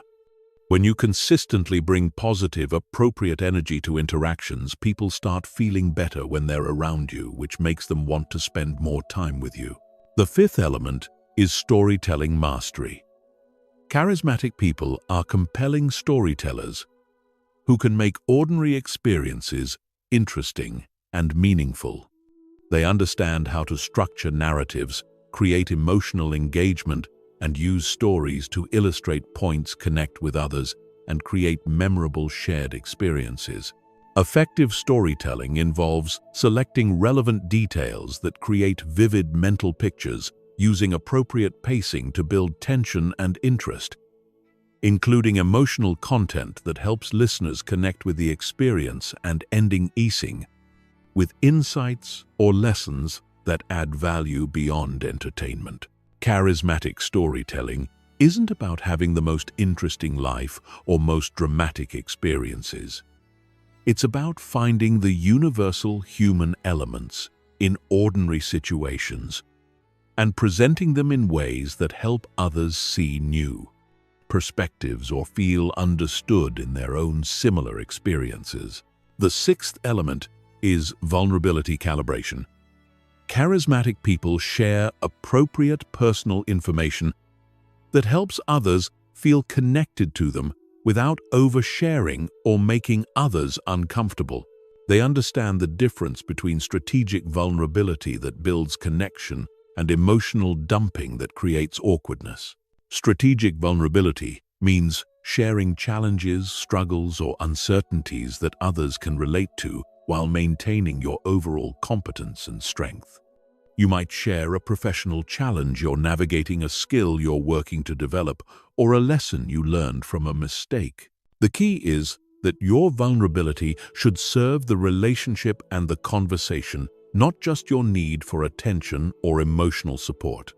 You're sharing personal information to help others feel less alone in their own challenges, or to demonstrate that growth and learning are ongoing processes for everyone.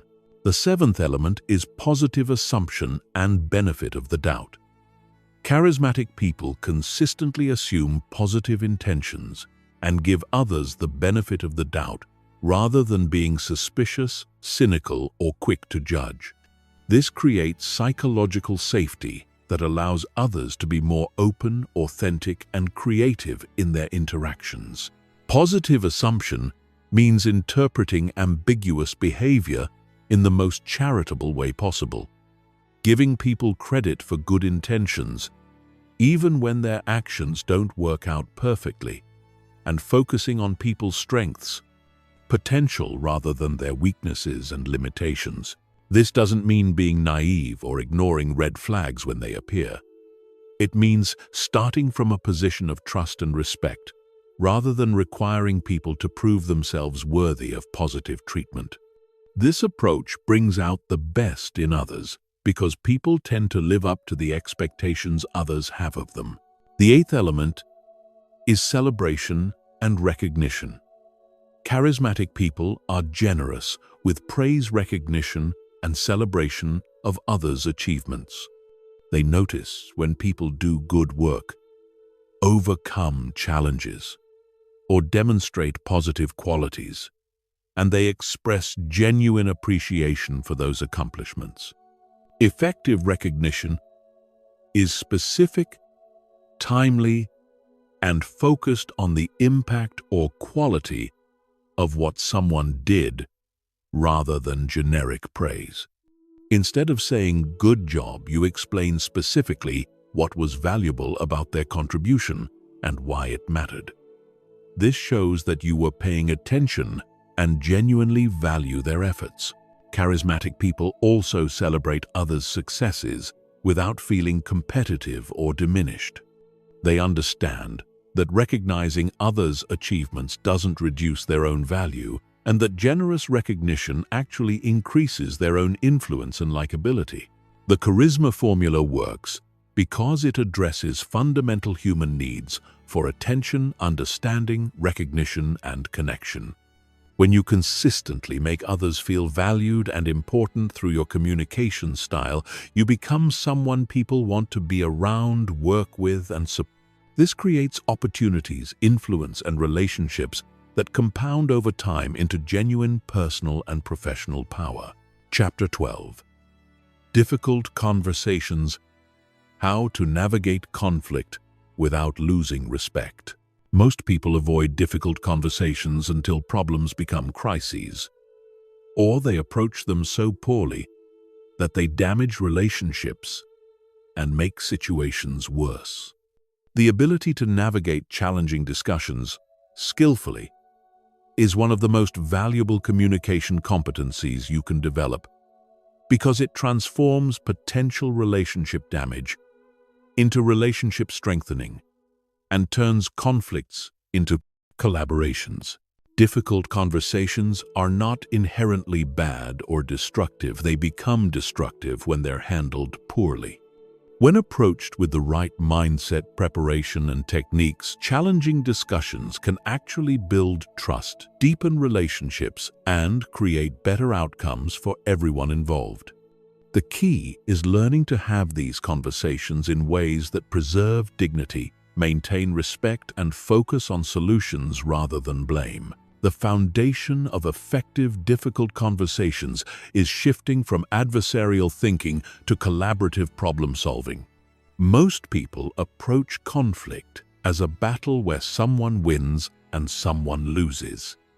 But this mindset guarantees relationship damage, regardless of the immediate outcome. Collaborative thinking focuses on understanding different perspectives and finding solutions that address everyone's legitimate needs. The first principle of difficult conversation mastery is preparation and emotional regulation. Before engaging in any challenging discussion, you need to clarify your objectives, manage your emotional state, and develop a strategy for keeping the conversation productive. Most difficult conversations fail because people enter them emotionally reactive and without clear goals. Preparation involves identifying what outcome you actually want from the conversation, not just what you want to say or prove. Are you trying to solve a specific problem, change someone's behavior, clarify expectations, repair a relationship, or prevent future issues? Having clear objectives helps you stay focused on productive outcomes rather than getting sidetracked by emotions or blame. Emotional regulation requires processing your feelings about the situation before the conversation so they don't leak out in destructive ways during the discussion. If you're angry, hurt, frustrated, or disappointed, you need to acknowledge those emotions and develop strategies for managing them during the conversation. The second principle is opening with intention and respect. How you start a difficult conversation largely determines how it will unfold. Aggressive, accusatory, or emotional openings immediately trigger defensiveness and conflict escalation. Respectful, intentional openings create space for productive dialogue, even about challenging topics. Effective openings acknowledge the difficulty of the conversation, express your positive intentions, and invite collaboration. You might say something like, "I'd like to discuss something that's been concerning me, and I hope we can work together to find a good solution." Or, "I value our relationship and want to address an issue that's been affecting our work together." The key is demonstrating that you see the other person as a collaborator in solving a problem rather than as an opponent to defeat. This framing encourages cooperation rather than defensiveness and sets the stage for productive problem solving. The third principle is facts versus interpretations. Separation. Most difficult conversations get derailed because people present their interpretations, opinions, or assumptions as if they were facts. This creates unnecessary argument about subjective perspectives rather than focusing on objective information and workable solutions. Facts are observable, verifiable information that both parties can agree on. Interpretations are your opinions, assumptions, or conclusions about what those facts mean. Separating these elements allows you to discuss objective information without immediately triggering disagreement about subjective interpretations. For example, saying you don't respect deadlines is an interpretation that will likely trigger defensiveness. Saying the project was submitted 2 days after the agreed deadline is a fact that can be discussed objectively. Once you establish the facts, you can explore different interpretations and solutions without getting stuck in argument about subjective perspectives. The fourth principle is listening for understanding, not rebuttal. Most people listen to difficult conversations primarily to find flaws in the other person's reasoning or opportunities to present their counter-arguments. This defensive listening prevents real understanding and escalates conflict because people feel unheard and dismissed. Listening for understanding means genuinely trying to comprehend the other person's perspective, concerns, and needs, even when you disagree with their conclusions or approaches. You're seeking to understand their reasoning, their constraints, and their desired outcomes before focusing on your own position. This type of listening often reveals information that changes your understanding of the situation and opens up solution possibilities that weren't apparent when you were focused only on defending your own perspective. Understanding doesn't require agreement, but it creates foundation for finding mutually acceptable solutions.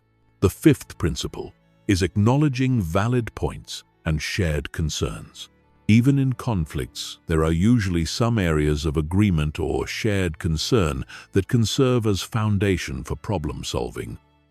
Acknowledging these commonalities helps de-escalate tension and creates collaborative momentum.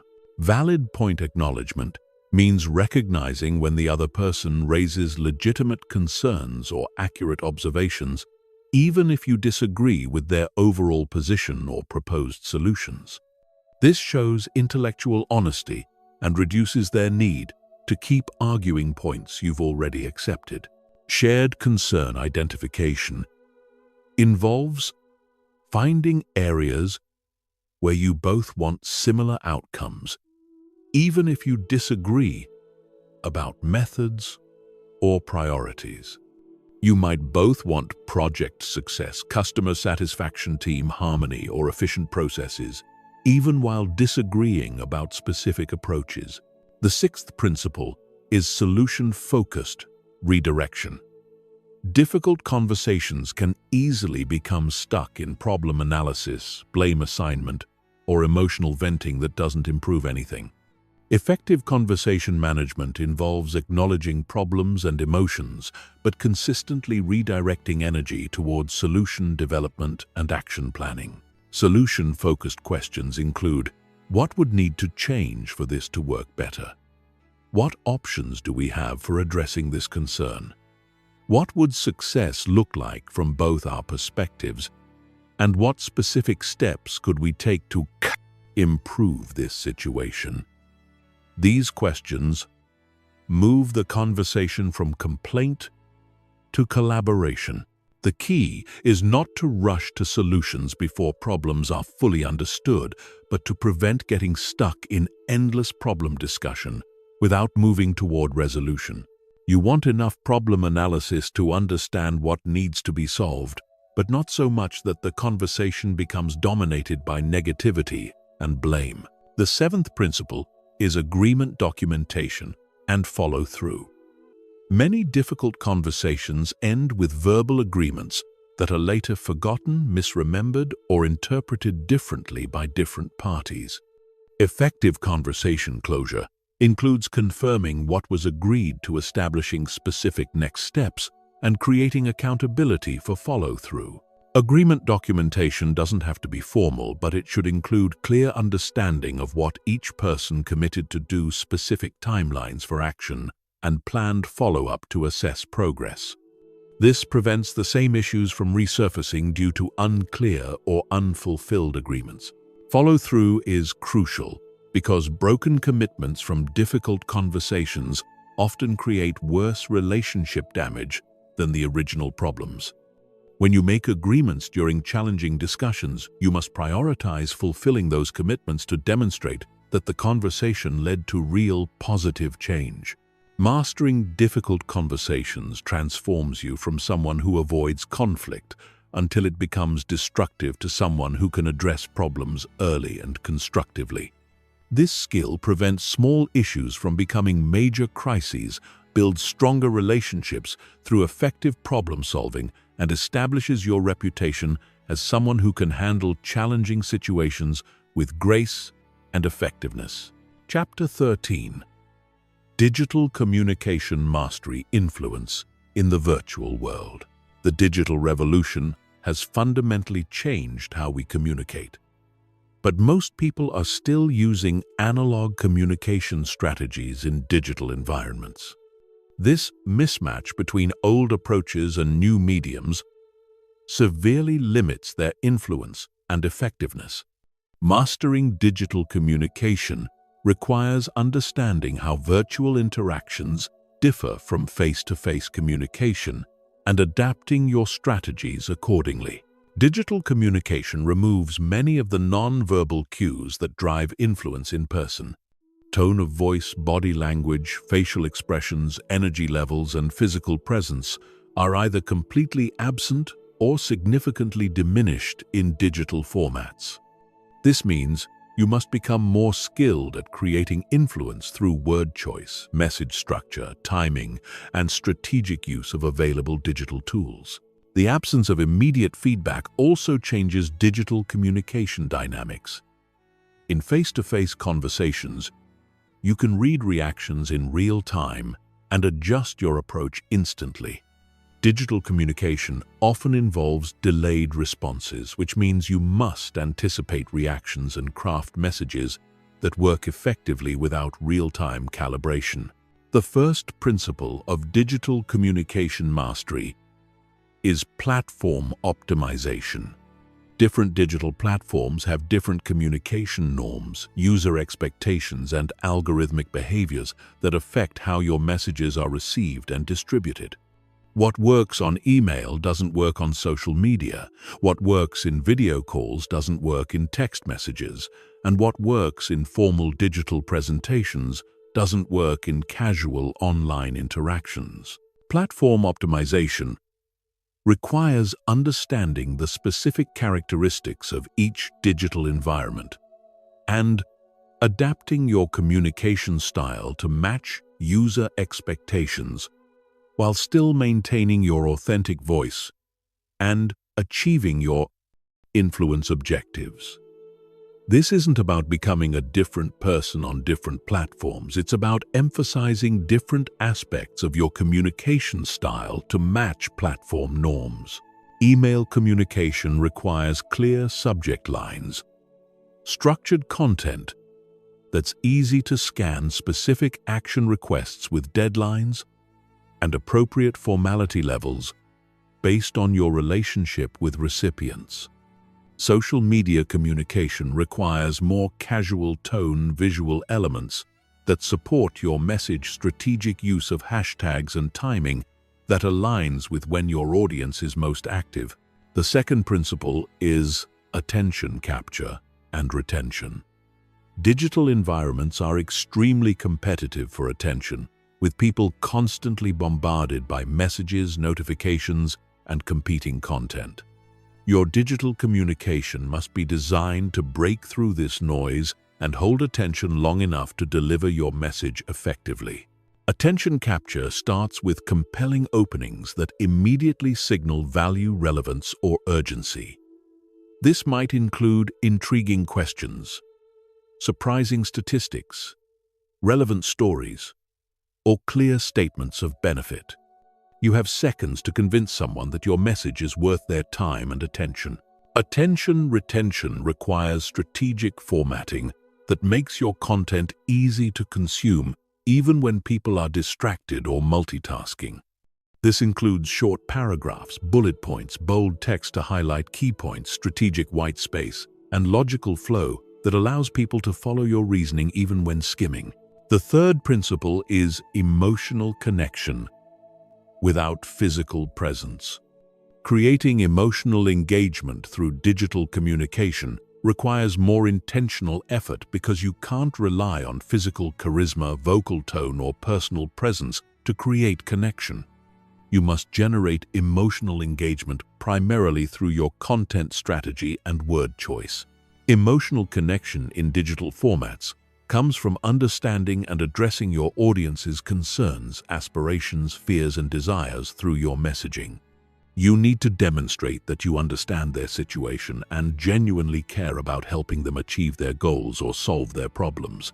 Personal storytelling becomes even more important in digital communication because stories create emotional engagement and help people feel connected to you as a person rather than just a source of information.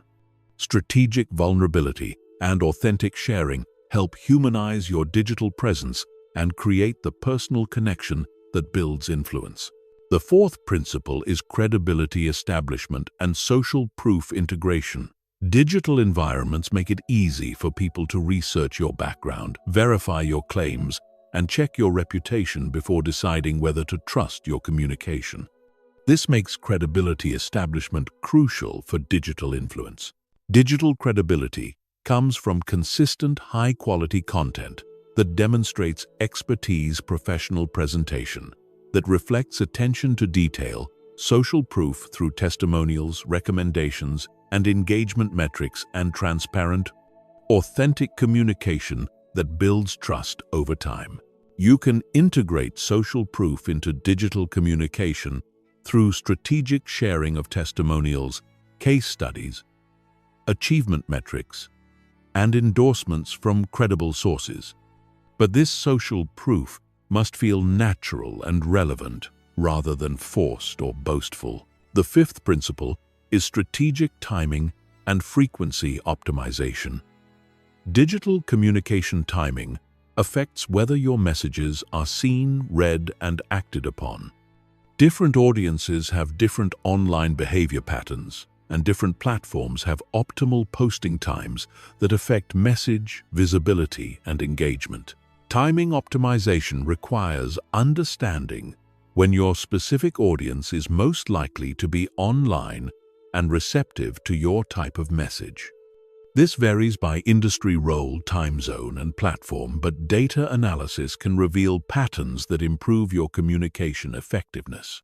Frequency optimization involves finding the right balance between staying visible and relevant without becoming annoying or overwhelming.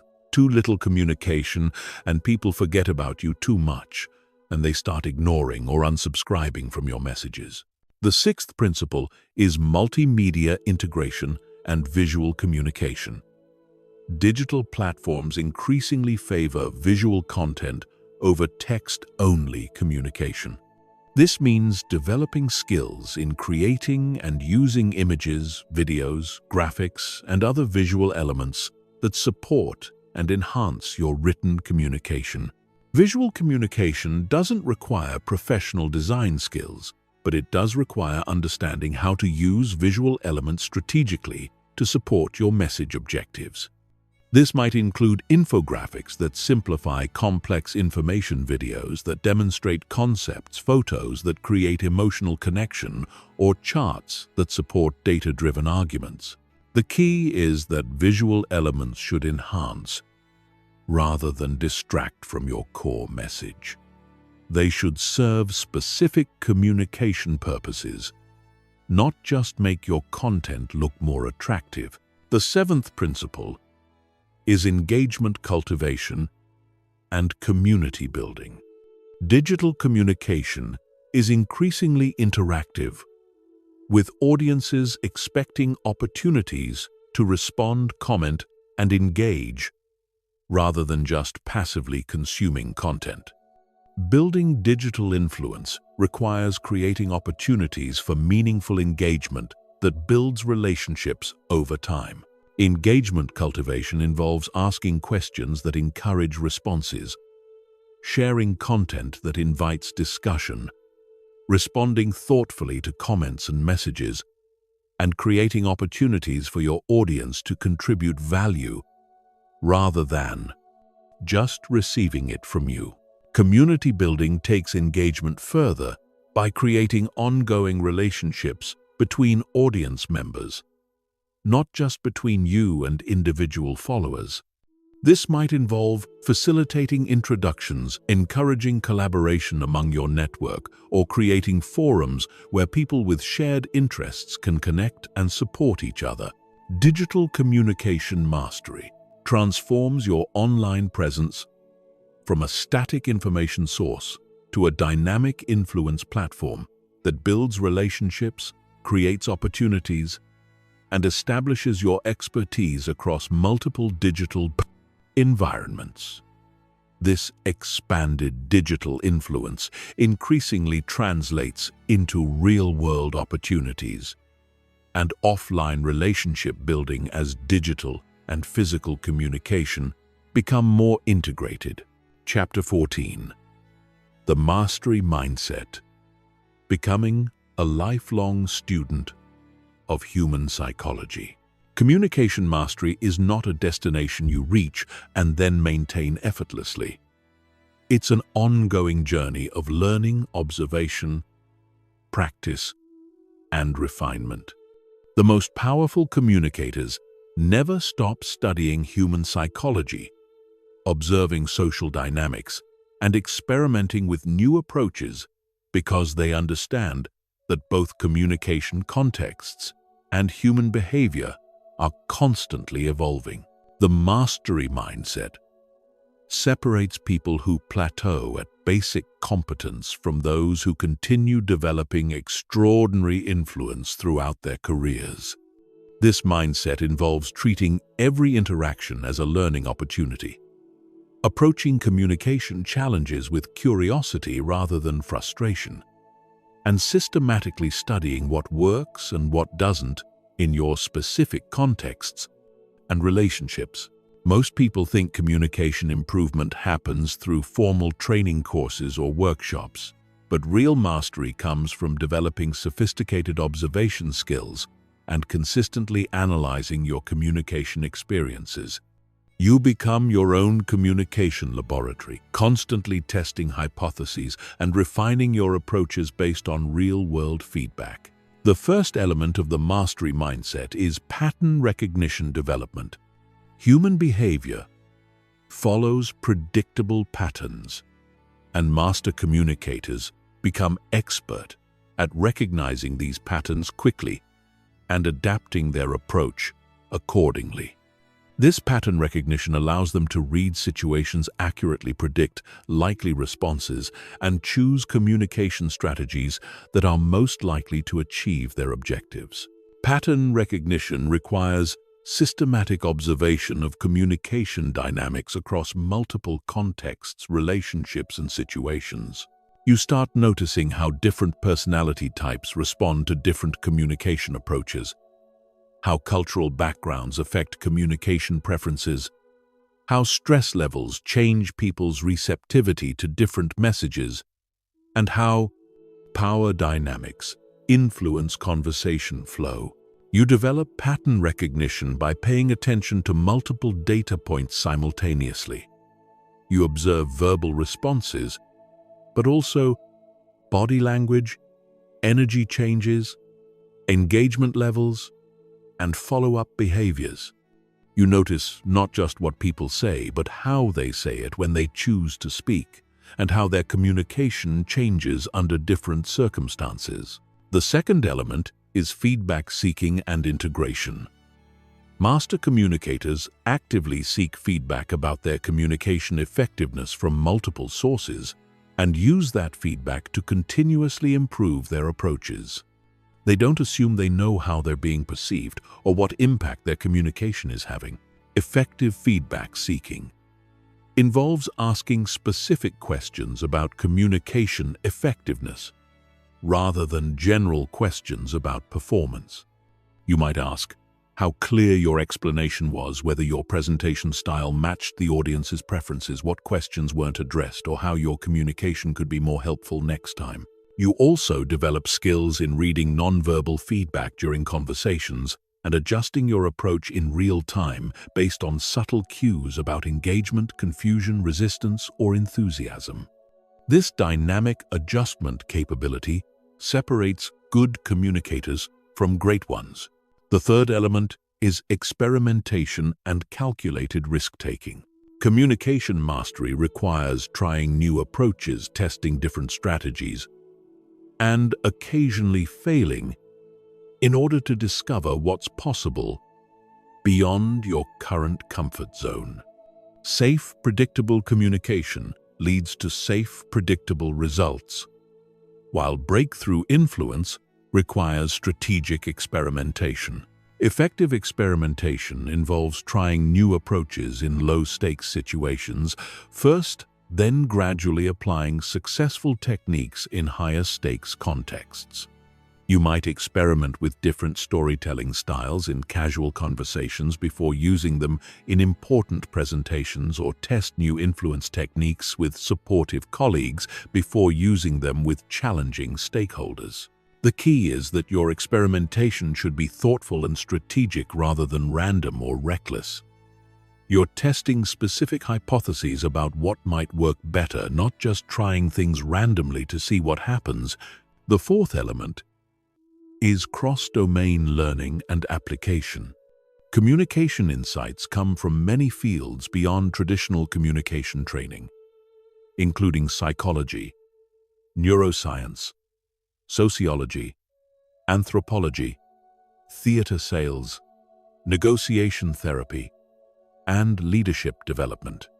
Master communicators study these diverse fields and adapt relevant insights to their communication challenges.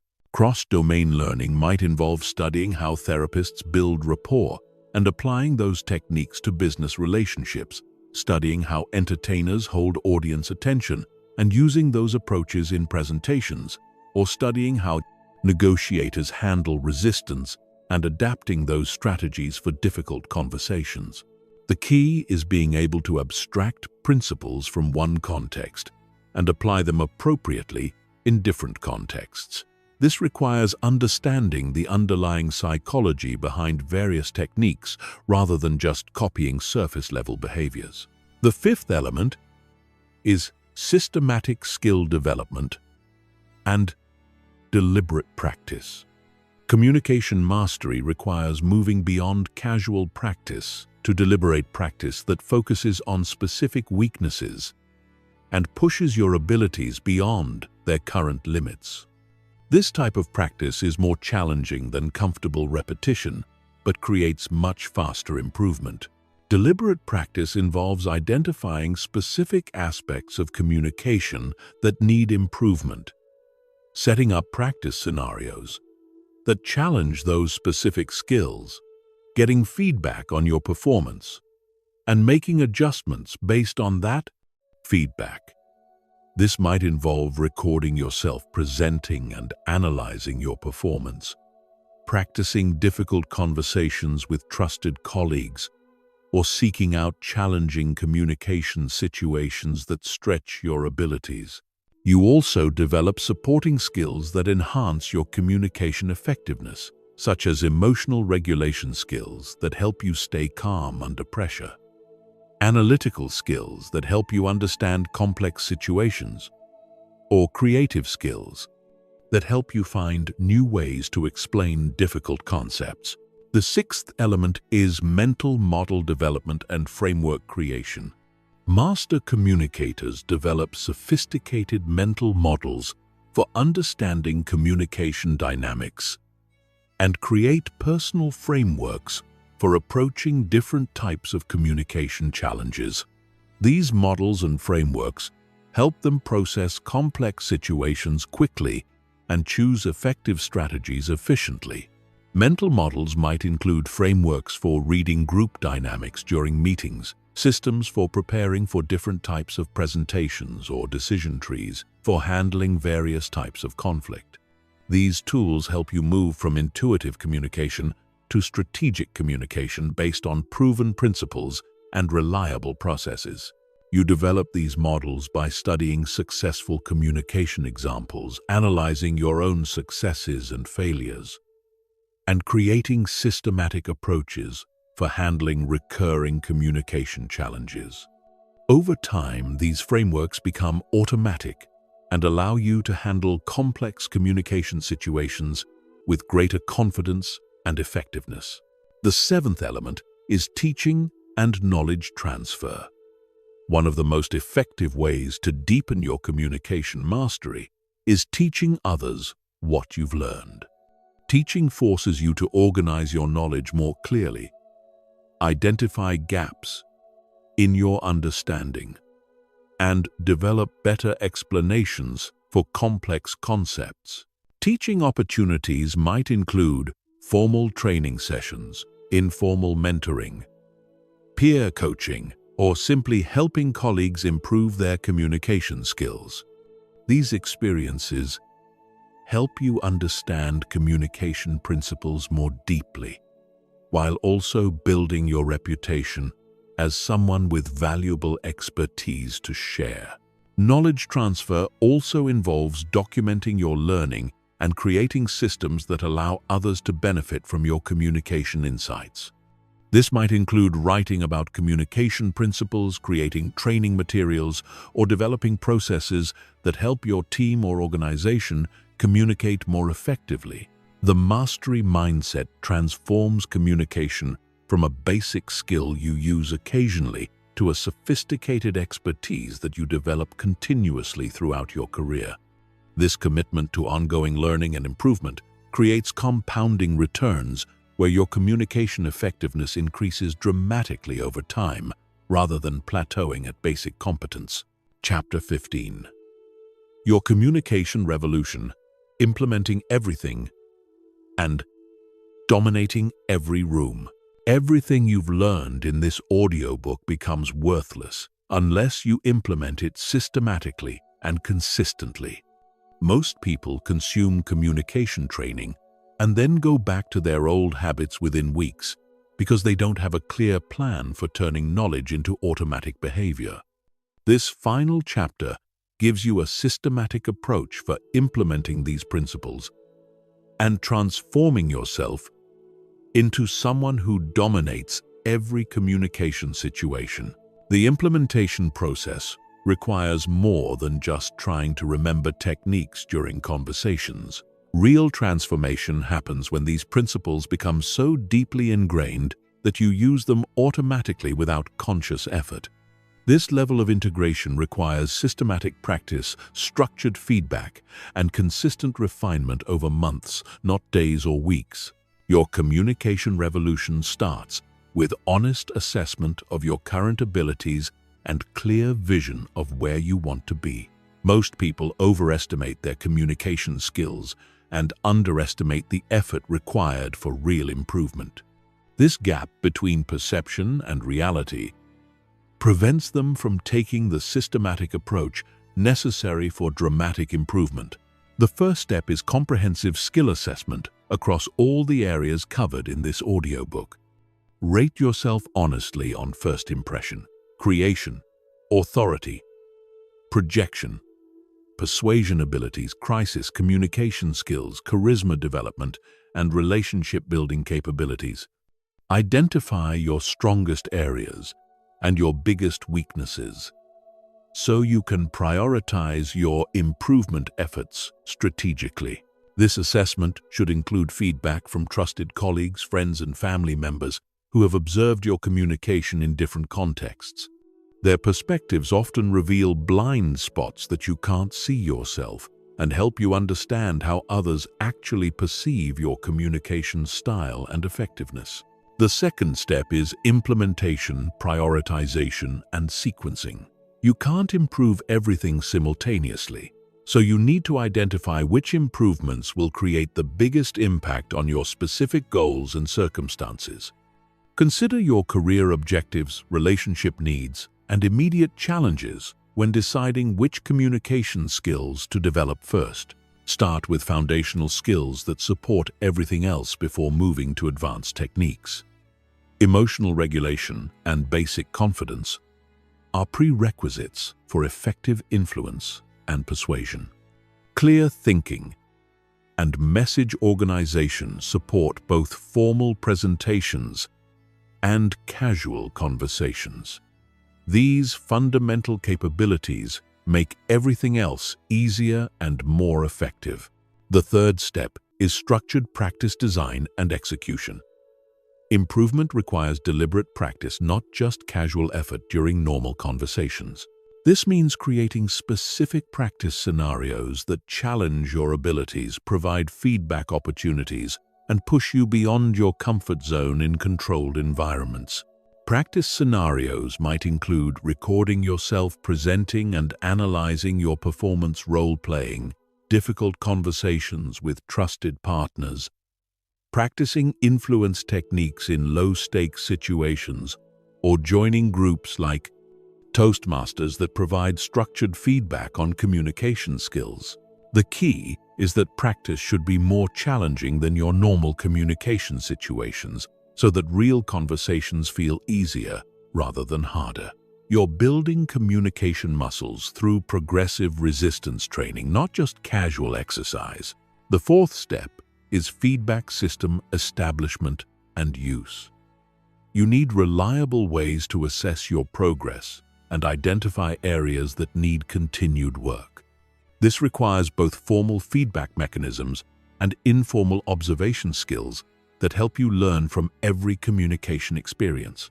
Formal feedback might include regular check-ins with mentors or coaches, structured assessment from colleagues or supervisors, participation in communication training programs, or video recording, and analysis of important presentations or meetings. Informal feedback comes from developing sensitivity to how people respond to your communication. You learn to read engagement levels, notice when people seem confused or resistant, and observe whether your communication achieves the outcomes you intended. This real-time feedback helps you adjust your approach continuously. The fifth step is habit formation and automatic behavior development. The goal is not just to know communication techniques, but to use them automatically without conscious effort. This requires consistent repetition until new communication patterns become your default responses, rather than special techniques you have to remember to use. Habit formation works best when you focus on one specific behavior at a time until it becomes automatic before adding new behaviors. You might spend weeks focusing just on maintaining better eye contact before adding strategic pause techniques, or work on emotional regulation before practicing advanced influence methods. The key is consistent, daily practice rather than intensive occasional effort. Small daily improvements compound over months into dramatic transformations, while sporadic intense practice sessions create temporary improvement that fades quickly. The sixth step is real-world application and progressive challenge. Once you've developed basic competence through practice scenarios, you need to apply your new skills in increasingly challenging real-world situations. This might mean volunteering for presentations, taking leadership roles in difficult projects, or initiating important conversations you've been avoiding. Progressive challenge means gradually increasing the stakes and difficulty of your communication situations as your skills improve. You start with low-risk situations where mistakes won't have serious consequences and gradually work up to high-stakes communications where your skills can create significant opportunities or outcomes. The seventh step is continuous refinement and advanced development. Communication mastery is a lifelong journey, not a one-time achievement. Even after you've transformed your basic communication effectiveness, you can continue developing more sophisticated capabilities that create even greater influence and impact.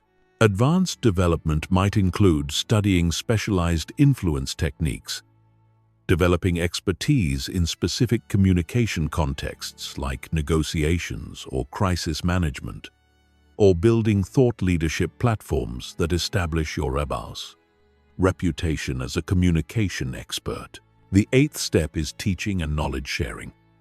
One of the most powerful ways to solidify your communication mastery is helping others develop their skills.